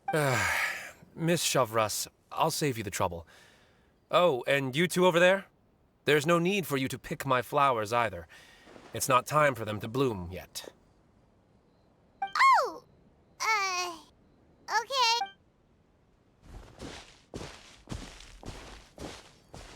By saving me the trouble, you mean... I will confess. I was the killer. Huh? He just admitted he's guilty! Please relax, everyone. I'm not armed. The musket you're looking for has been buried in my back. Then it's my responsibility to inform you, Mr. Baptiste. That everything you say right now will be used as evidence for the inevitable trial. Yes, I am perfectly aware of that. I must say, I hate this feeling. Oh? Is it because I confessed? Or because you've been proven wrong? Both, I suppose. For the same reason as the one I wrote out in my novel, of course. I did it to exact revenge. I know you haven't figured out the link between the two of us. Had you done so, I'd have been taken away to the headquarters a long time ago. But that won't stop me from always remembering his grotesque face. After all, he was the one who killed my mother. Your mother is still healthy and well. You know, I was adopted as a child. I was referring to my birth mother. That was never recorded in the orphanage's records. Please forgive a 6-year-old child for concocting some lies to protect himself after watching his mother die right in front of him. So, your novel, it was like a record of your life? No, of course not. It was a work of fiction with many embellished parts. But I am indeed the illegitimate son of a wealthy and influential man who abused his power to murder my mother. That part was 100% real. But the man you killed didn't have a Mora to his name. He was a hired assassin. An irredeemable beast who sank his fangs into a defenseless woman just for a few bags of Mora. But if that's really the truth, you wouldn't be telling us any of this now. You still haven't managed to take revenge against your father, the true mastermind behind it all. I never thought I'd hear that kind of thing from the captain of the Special Security. I'm simply skeptical about your motives. It's simple, really. I've grown tired of everything and don't want to shoulder this burden anymore. You may have considered me too soft to pull the trigger. Well, as it turns out, you are exactly right. I've become overwhelmed by the aftermath. So you're going to call a stop to your revenge, just like that? The true mastermind is too rich and too powerful for me. I've accepted that I will never be able to avenge my mother alone. And so what? The characters in your book never gave up. Now, Officer Shavras, I'm the one who has killed a man, aren't I? Are you trying to convince me to commit another crime? What's your father's name? How do you plan to prove the veracity of all of your claims? Well, I'd like to speak with you privately. Sure. Why don't we speak privately at the guard's headquarters? No, it has to be here. I must ensure that we won't be overheard. Fine. Let's talk here. When I said won't be overheard, I meant by anyone. I would like to speak with you and you alone.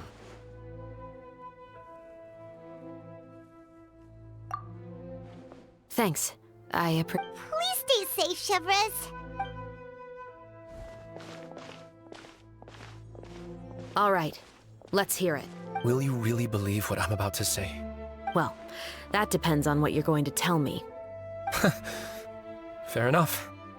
Fair enough.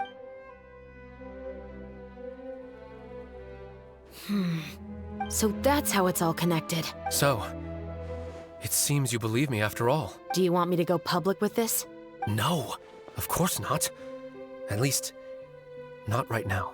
Then why did you bother telling me? You've read my work. What do you think? Even if you were to go public with all of this right now, he'd simply deny everything. It's been too long. Almost 20 years. Anything that could be used as evidence has long faded away. Even if there might have been a solitary island of truth once upon a time, it has long sunk beneath the waves by now. Justice will never find him. Not if you don't try. I know that as the captain of the Special Security and Surveillance, but do you really think a cushy life in prison really constitutes justice for him? I bet he could lead an extremely comfortable life in the fortress of Meripede. What are you trying to say? I've been observing you from a distance.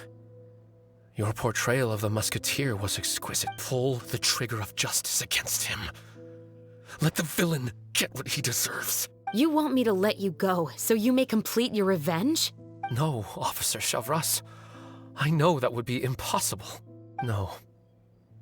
What I'd like is for you to perform the deed on my behalf. Oh, Shiva sure is taking... Oh, Paimon's worried. What if he decided to attack her? Oh, still. Do you have any idea who the rich... Sorry to keep you waiting, you two. Hey, how did your talk go? I've already sent someone to escort Baptiste back to the headquarters for questioning. He wasn't lying about the musket. It was indeed buried in his backyard. But what about the name? Did he tell you the name of the rich guy? Yes, he did. But for now, I have to return to the Special Patrol. There are still a few loose ends I need to tie up. I'll probably be quite busy over the next few days, so apologies if you don't see me on set. All right, Paimon understands if you can't tell us everything you know. We'll just keep an eye on the Steambird then. Actually, there's still something else I need your help with.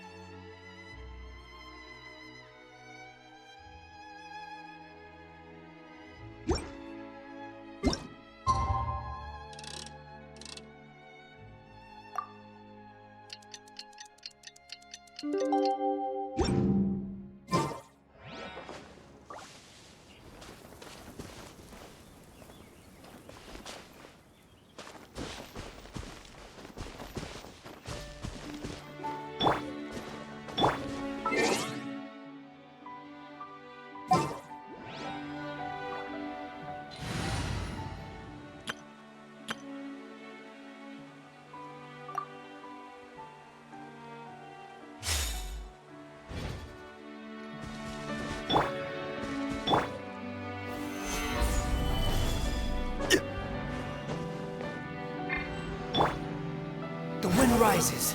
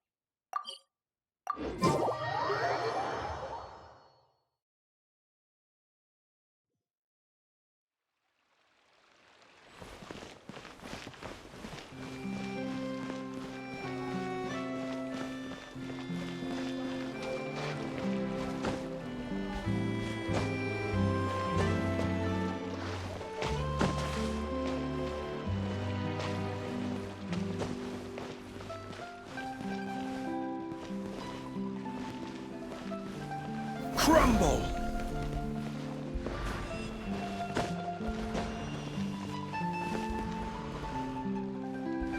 Rise!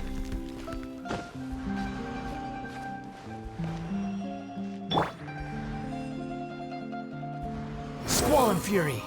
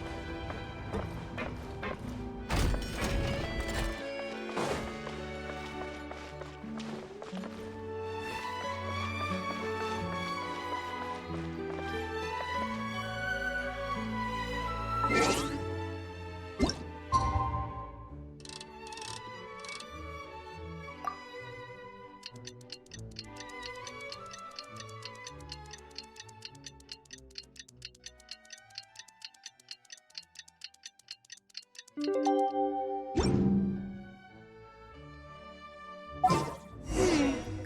seen...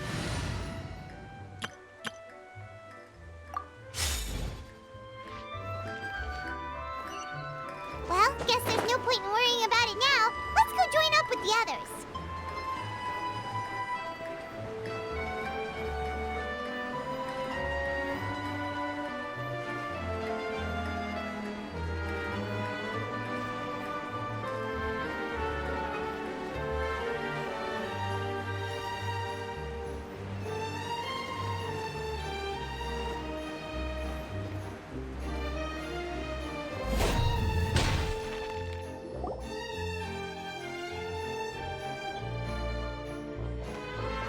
Good morning! Hayaka and I were just talking. Is Shevra still not... Probably not. We haven't seen her on... Huh? That's such a pity. Director Furman, she even said... We were also planning on having a victory feast once we're all finished filming. You can join us, right? But to be honest, I'm even more concerned by what I read in the Steambird earlier this morning. It said that the killer in the murder case was none other than the author of the two Oh yeah, I heard about that too. He came forward and confessed his crimes, but gave no explanation as to why he pulled... We didn't know about this case at all when we joined the film. Is it going to affect the reception of our work? From a pure publicity standpoint, this will draw a lot more attention to our film. I have to say, though, that no director can be perfectly comfortable with garnering attention through means other than artistic... To be fair, I feel like that ship sailed the moment you allowed yourself to be named as the director on our posters. It's not my fault that I'm super popular. What was that saying again? My popularity has... Sunk to an all-time low? Spread to the four corners of Tava...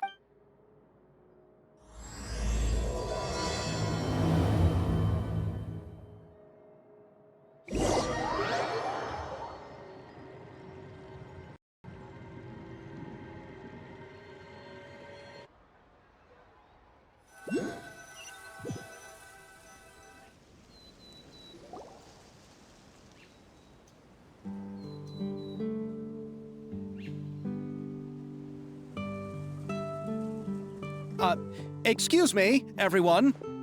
Xavier! Feels like it's an... I've been talking non-stop with the Film Association, and... Oh, seems like you've been...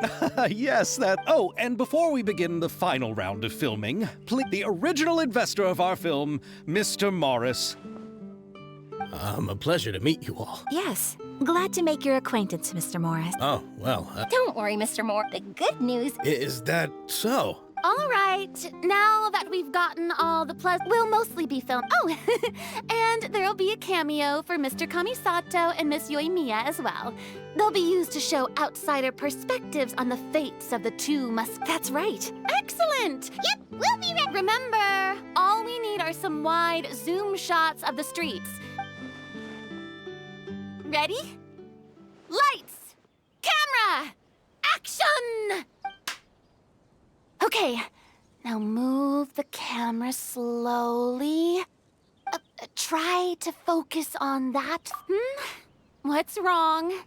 Just adjust the focal length a bit. Something the matter? Huh? That wasn't... Veronique, can we try a different No problem. How about this one? All right, let's give it another try. Lights! Camera! Don't tell me. This one is broke. Veronique, do we have any other spare ones we can use? I'm afraid we only brought... What? Then go find a workshop to get them repaired right away. Oh, and you too, Bono. Go find our spare camera in the warehouse and bring it back to the set. On it. Greetings, everyone. My apologies for the delay. It seems like there are some issues with the filming equipment today. We're stuck for the moment. I see.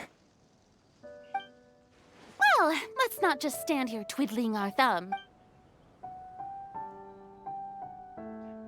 The people at the workshop told me that the part which holds the lens in place seemed to have fallen off. That's super strange. It was perfectly fine just yesterday. Well, no time to dwell on that now. Let's get back to film. Ahem! Quiet on set! Places, everyone! Lights! Camera! Action! By the way, have you heard about that recent murder case? Yes, I have. It seems that they've caused quite the commotion in the city. I heard that the chief of the guards is so mad about not catching the culprit that he's about to explode. Oh? I find that quite hard to imagine. Director, we have a problem. Oh, we're in the middle of a take! Couldn't you wait until we wrapped up this scene? No, Director, our film, all the finalized film that we've been keeping in the case has disappeared. Oh, wait, what did you say? Mr. Bonneau, please take me to where the film was kept right away. I'm coming too. No, Yoimiya, you have to stay here. Oh. Okay, listen up. Everyone who's not working on this current scene can go with Bonneau to look for the film. Everyone else, stay put and Unbelievable.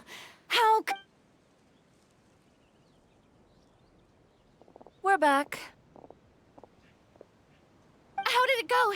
We found it in the sewers. Huh?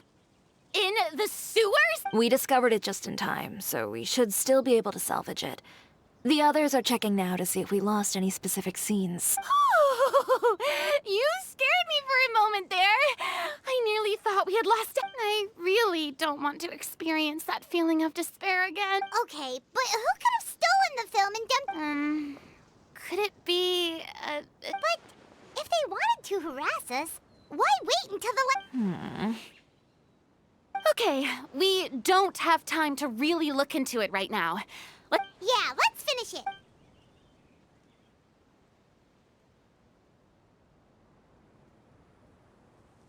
I would like to officially announce that our entry to the festival, The Two Musketeers, even though... And just like Director Farina, I would also like to extend my most heartfelt thanks to all... All right, let's save the award. Anyway, now it's time to part! Party! Paimon wants to party!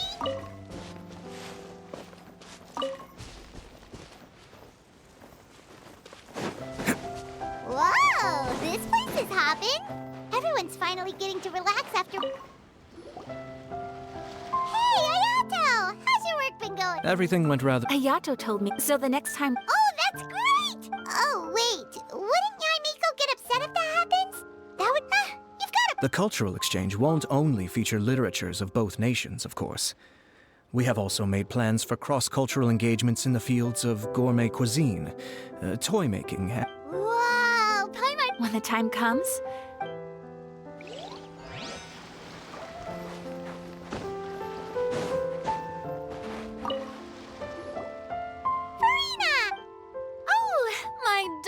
Clapper loader and camera. Paimon thinks you... Worst of all... Hey, if anything, shouldn't... Anyway, what's most important is that... Hey, no... Wait, now... Come up, just a minute!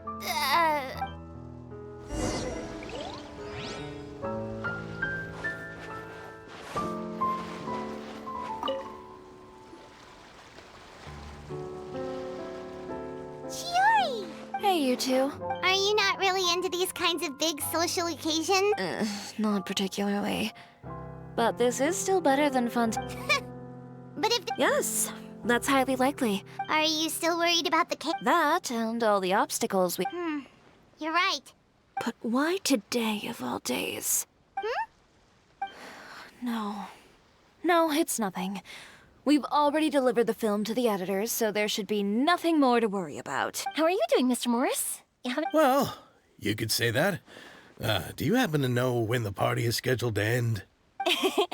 Judging by how much fun everyone's having, I'd say probably not until well after midnight. Is there something that you still have to take care of at home, Mr. Morris? Oh, well, I'm just not a late night person, so I might take off shortly.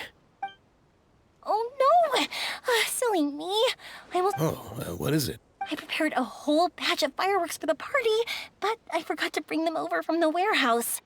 Fireworks, you say? That's, truly a pity. Sorry things didn't go as planned. Could you help me carry them over, Mr. Morris? I won't be able to. Me? I just wanted to make this surprise for everyone. Pretty please, Mr. Morris. These are some of the best fireworks I've ever made. But... It's okay, just come with me.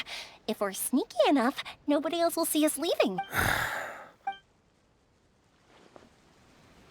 The warehouse is right over here. I moved the fireworks there in advance, so it shouldn't be too much work bringing them back. It's still a ways away from the party. Sorry about that, Mr. Morris.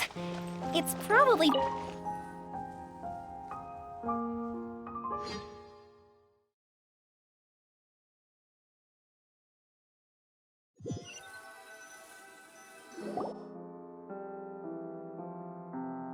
It's dark in here. Wait here, Mr. Morris. I think the light switch should be somewhere over here. Why did I have to get roped into this? What was that?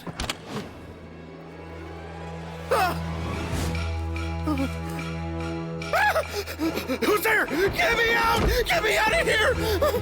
Did you really think you'd get away, Morris?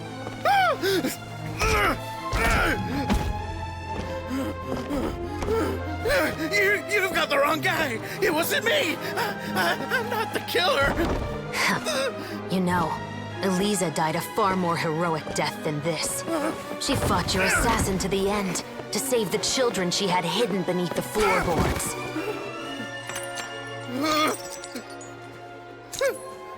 That is Eliza's pendant. The one with a photo of you two inside. The one you gave her. Ring any bells? It's a fake! It has to be! There's no way! No way your assassin didn't destroy it, you mean?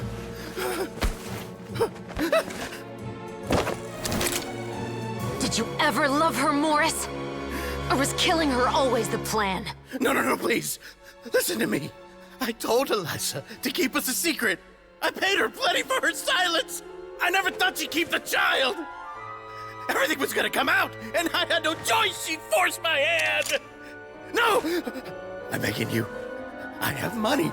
Just name your price, please. You can keep your Mora, and you can go to hell.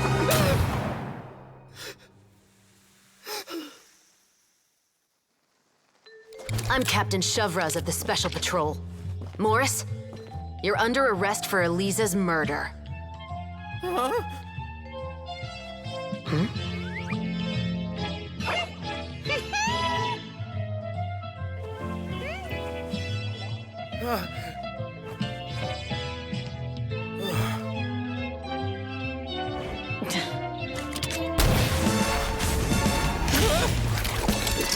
You're under arrest too, Prop Manager Veronique. Or perhaps I should call you the Second Musketeer.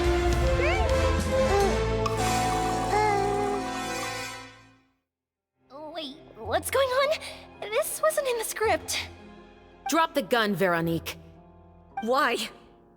Why would you keep me from exacting revenge on this heartless monster? Drop your weapon.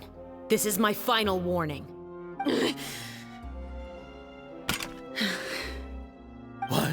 What is going on? Do I have to spell it out for you, Morris? Everything that took place just now was staked, but this last part is all improv, of course. Shivers, you told us you wanted us to help you stage a play. You never said anything about this. It's because even I had no way to confirm my theory until now. Thank you for your performance, Yoimiya. Could I trouble you to go and bring in the other Special Patrol members? They should be on standby just outside. Oh, and please tell the other cast members not to worry about us. We'll be rejoining them shortly. On it!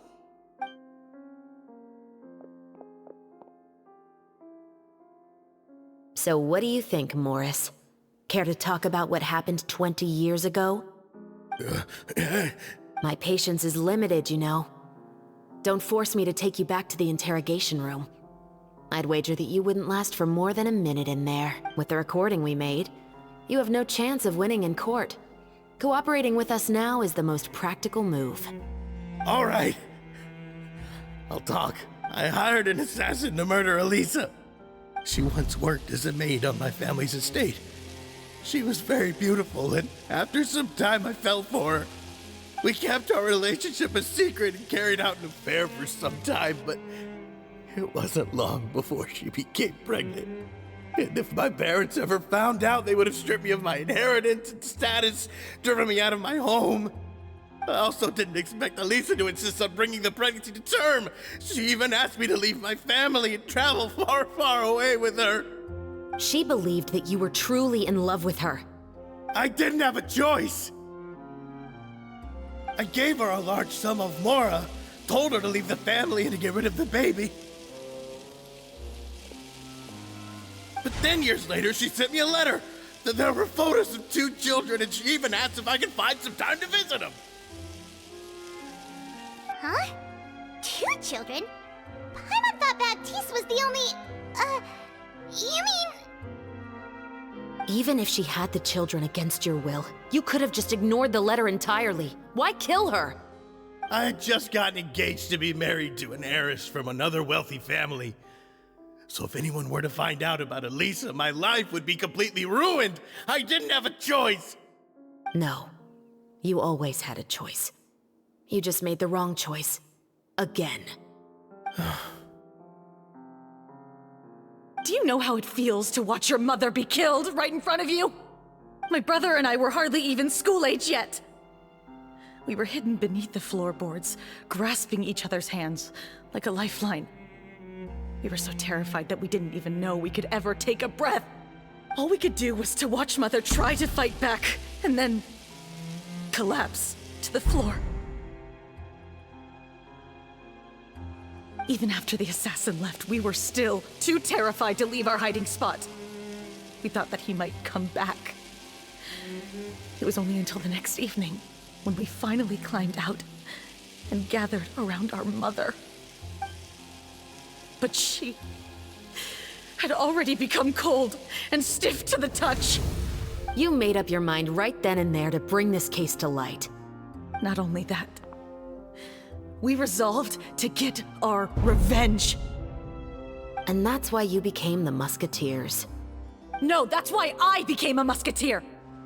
The man from before was also killed by me. My brother had nothing to do with it. I figured as much.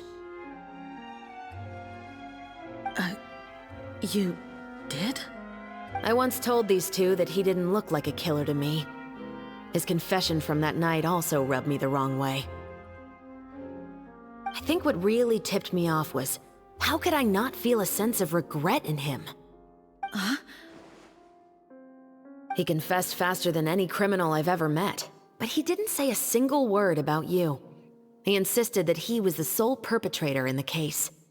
But after the questioning ended, I disassembled the musket we dug up from his backyard, put it in front of him, and told him to reassemble it. Wanna guess how far he got? He had no idea where to even start. He's never touched a gun in his life. Based on that, I determined that he was not acting alone. He only surrendered himself to draw our attention and create a moment of opportunity for his partner. So, I decided to play along. And as expected, the second musketeer followed us without hesitation once she saw Morris get separated from the rest of the cast. Besides, why else would he call the novel The Two Musketeers? But how did you know it was Veronique? I figured it out the moment Baptiste told me his father's name. That so-called financial crisis was all just a ruse. He just wanted to sign up as the investor and then leave the film without any source of funding. After all, he has a vested interest in minimizing the reach of this story. It's really just the same thing as what he did to Elisa all those years ago.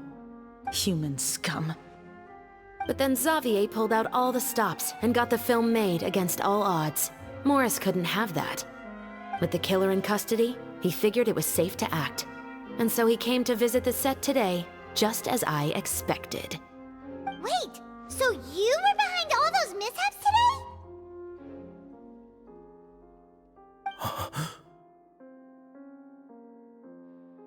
As for the identity of the second musketeer, I assumed they'd probably stay close to Morris and look for an opening. And if they already knew that Morris was the film's investor, then that narrowed the list of potential suspects as well.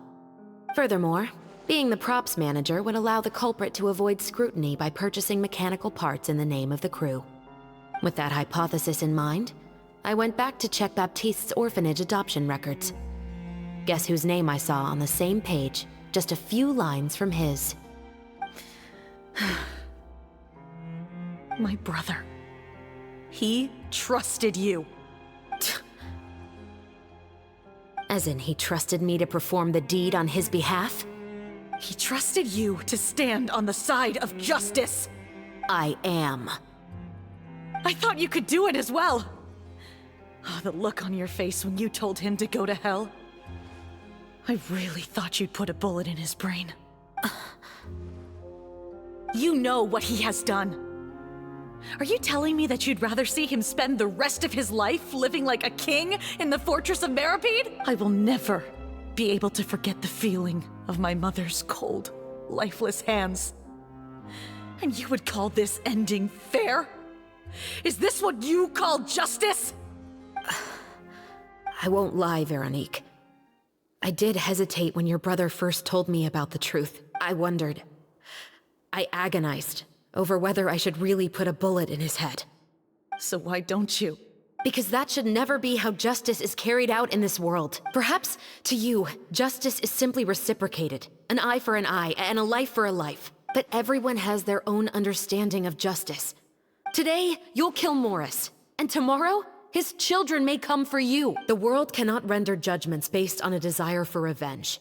That will only lead to a cycle of revenge, as well as the destruction of order and civilized society. Fontaine is founded on a set of laws and a standardized code of justice. That is why we are the nation of justice. But with all that said, I will promise you this. Morris will not lead a cushy life in the fortress of Meripede. Chevreuse, the rest of the special patrol is here. Thank you so much, Yoimiya. Letelier, Terena, please take them away.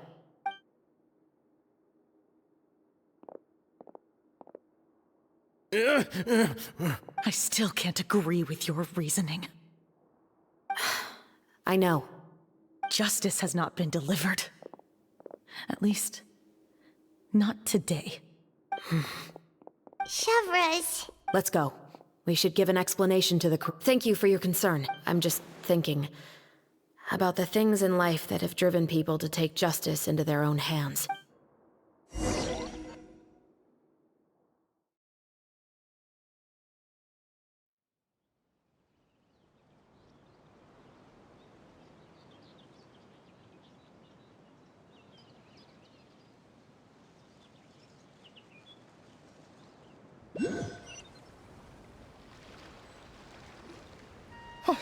Who would have thought Morris would turn out to be...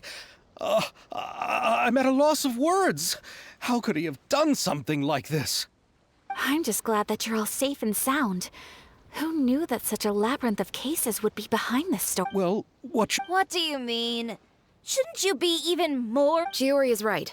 I'd also like more people to see this story for themselves.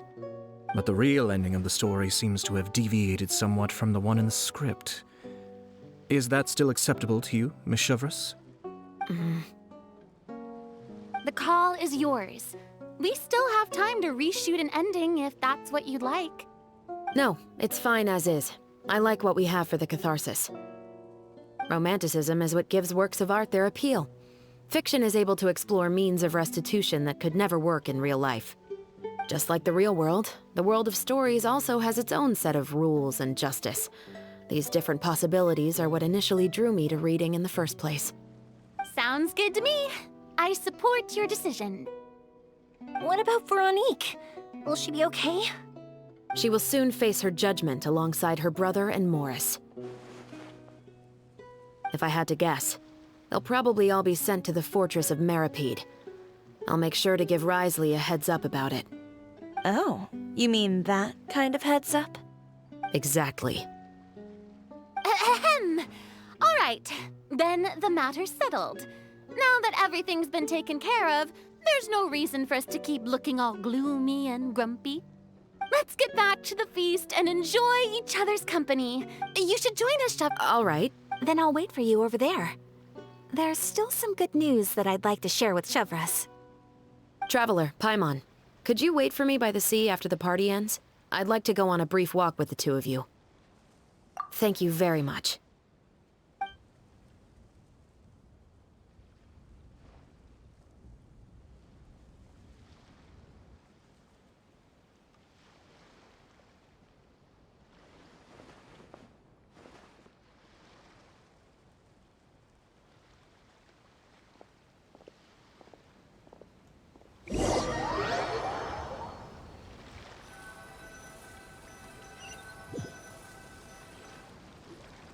Sorry for the wait. Oh, we weren't waiting. No, I don't have anything new to share. I just felt that since you were my investigation partners, I should have another conversation with the two of you. Traveler, how would you have responded to Baptiste's request if you were in my shoes? Is that so? When I was young, my father often took me here to swim. We'd come rain or shine. Even when it was freezing, he told me that swimming was the best activity to train one's strength of will. You could never give up before reaching the shore, especially when the water was cold. Oh? Why's that? Because the moment you give up would be the moment you die. At that point, I still hadn't received my vision. One winter, the chilly wind felt almost like knives. I cried and begged my father to spare. That sounds awful. When he saw that I wouldn't stop crying, the bone-chilling cold took away my senses. I couldn't feel anything but fear and rage. I waited for my father to save me, but one look and I knew he'd already started swimming for the opposite shore. I realized that if I were to give up, I really would die. I used all of my strength to try and catch up to my father. I've never felt afraid about anything in my life after that, nor have I ever cried. That way of teaching would have never worked on Paimon. Yeah, I don't think that was the right method. It's just that working now as I am in the pursuit of justice, I still... Chevras. But the worse I feel, the more I know to never give up. The alternative would be to forever lose myself among the waves. Anyway, how about a race? Neither of us will drown, but we can still see who swims faster. You guys go...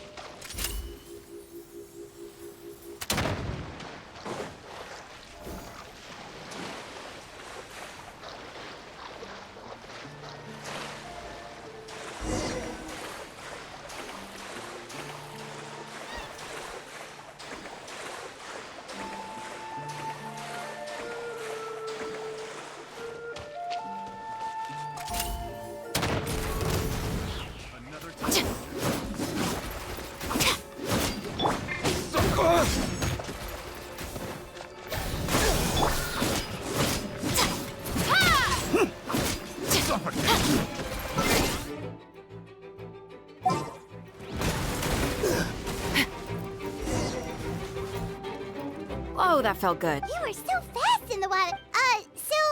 About... Partly, but... Oh, so it's due... Of course. Come on, let's walk a bit.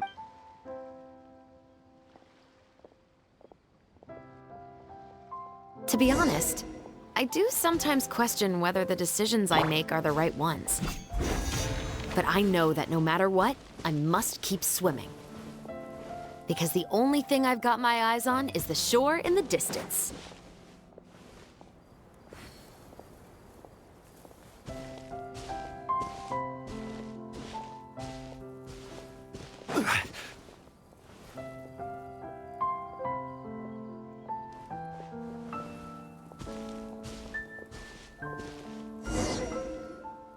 Thank you for coming on this walk with me. I feel a lot better. Huh. We're nearly back at Baptiste's house. Huh. You're right. He really did play... Huh? Wait. The rainbow roses in the garden.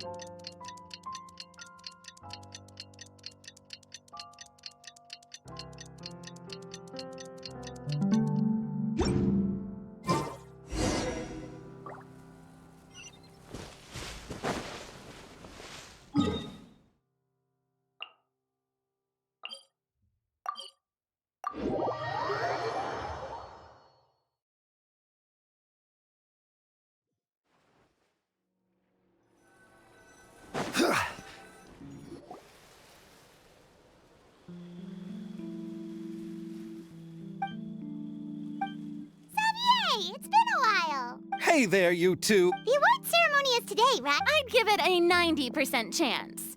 Farina! Oh, Paimon. I'm sure the others will also be here in no time. Xavier! But we don't even know if we're going to win. Just open your eyes! You've also had conversations with the Opera House's operating with the Mora. But that's... Well...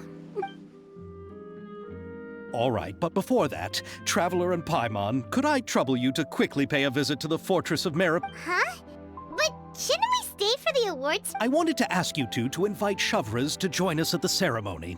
She's one of the lead roles, after all. I haven't been able to find her recently, so I haven't had the chance. According to the papers, the culprits of the Musket murder case will be personally escorted today by the captain of... Oh, Paimon gets it now. Yep, just wait here, Xavier. All right, then I'll...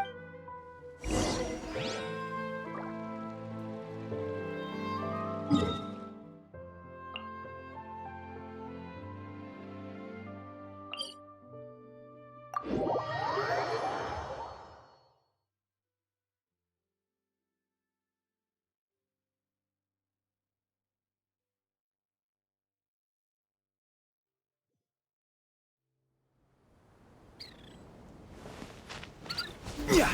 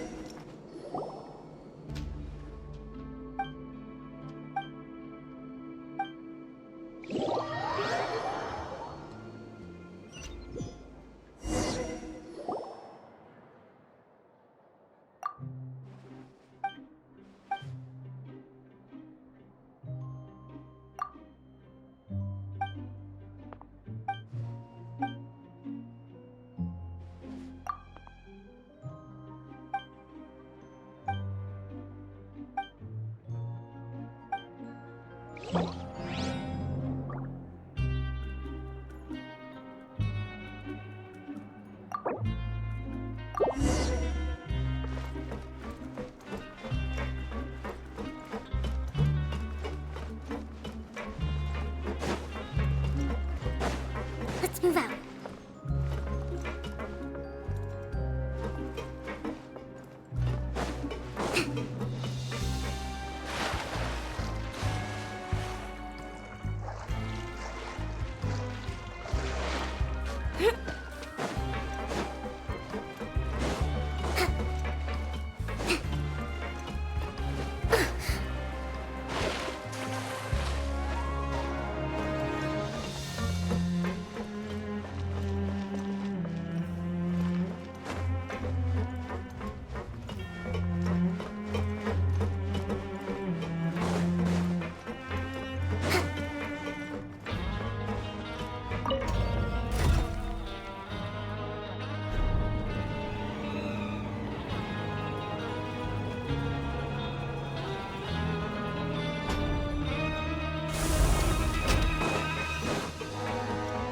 Let's move out.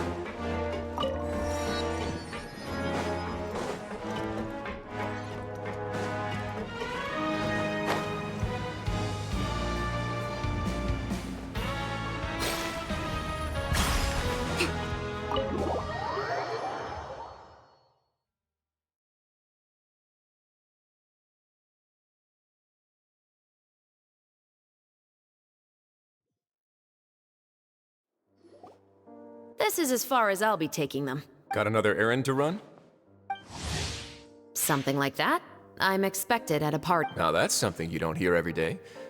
Found a new pastime? No, it's just a special occasion. Shavras! Risley!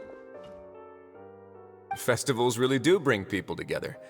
It's been a while since I last had so many visitors at the Fortress of Meripede. Call it the festival spirit, I guess. Yeah, you could say that.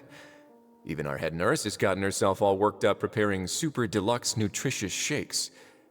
Just one gulp and you'll have met all your nutrition needs. Were you talking about work just now? We've already finished discussing everything.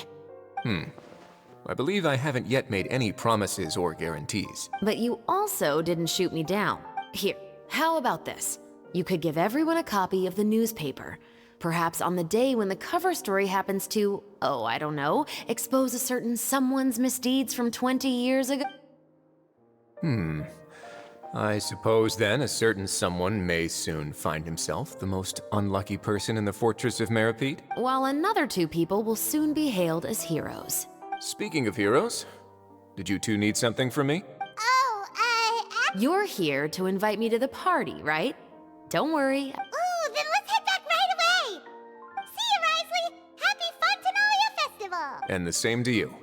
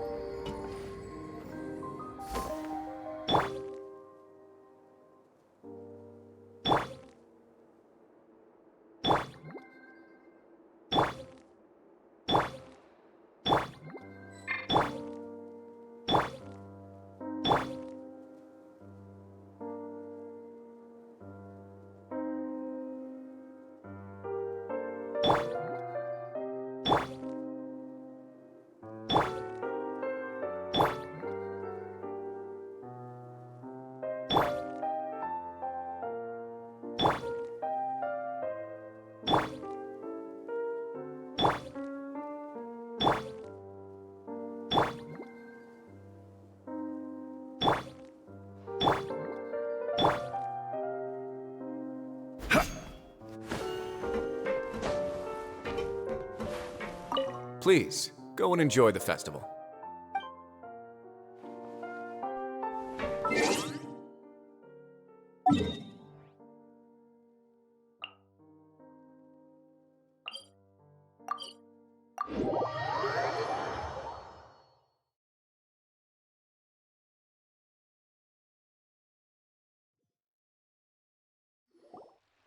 And the winner of the Farina Award for the first Fontanalia Film the Two Musketeers!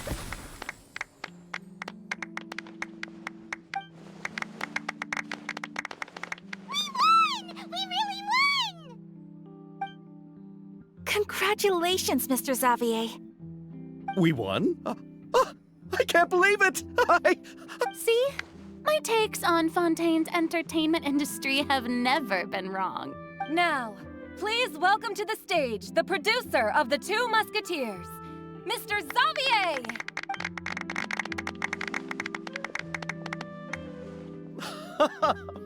Thank you! Thank you all so— Time really flies, huh? It certainly feels that way. It feels like it was only yesterday when you were teaching me to hold a musket. Will you come back to Fontaine again? Of course! I'm very fond of this city. There are so many novel and interesting things that it's been hard to keep track of them all. But how about you? Would you be interested in visiting Inazuma? I can't say the thought has crossed my mind before, but I'd be willing to consider it now. I will be eagerly awaiting your visit. It would be wonderful if you could visit my home and enjoy a taste of our tea and desserts. Yeah, let's keep in touch.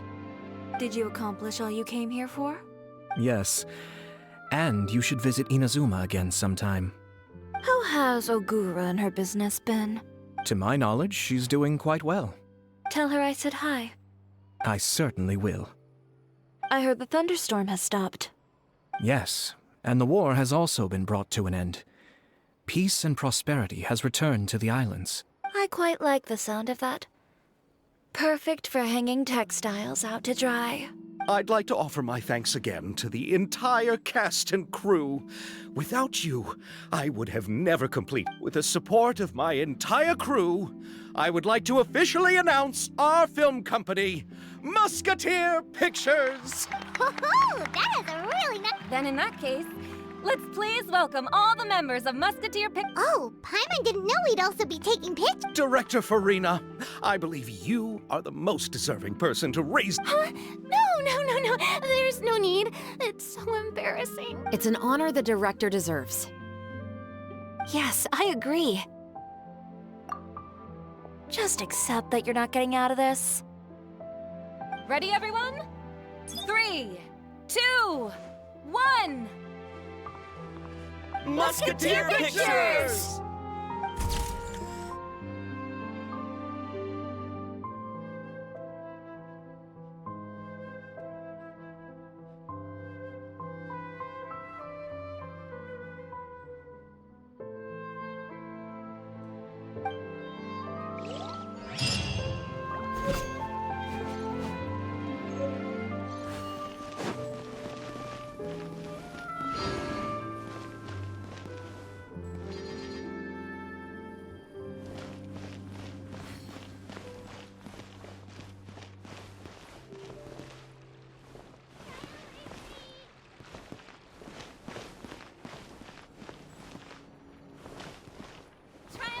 Happy Fontanale Festival.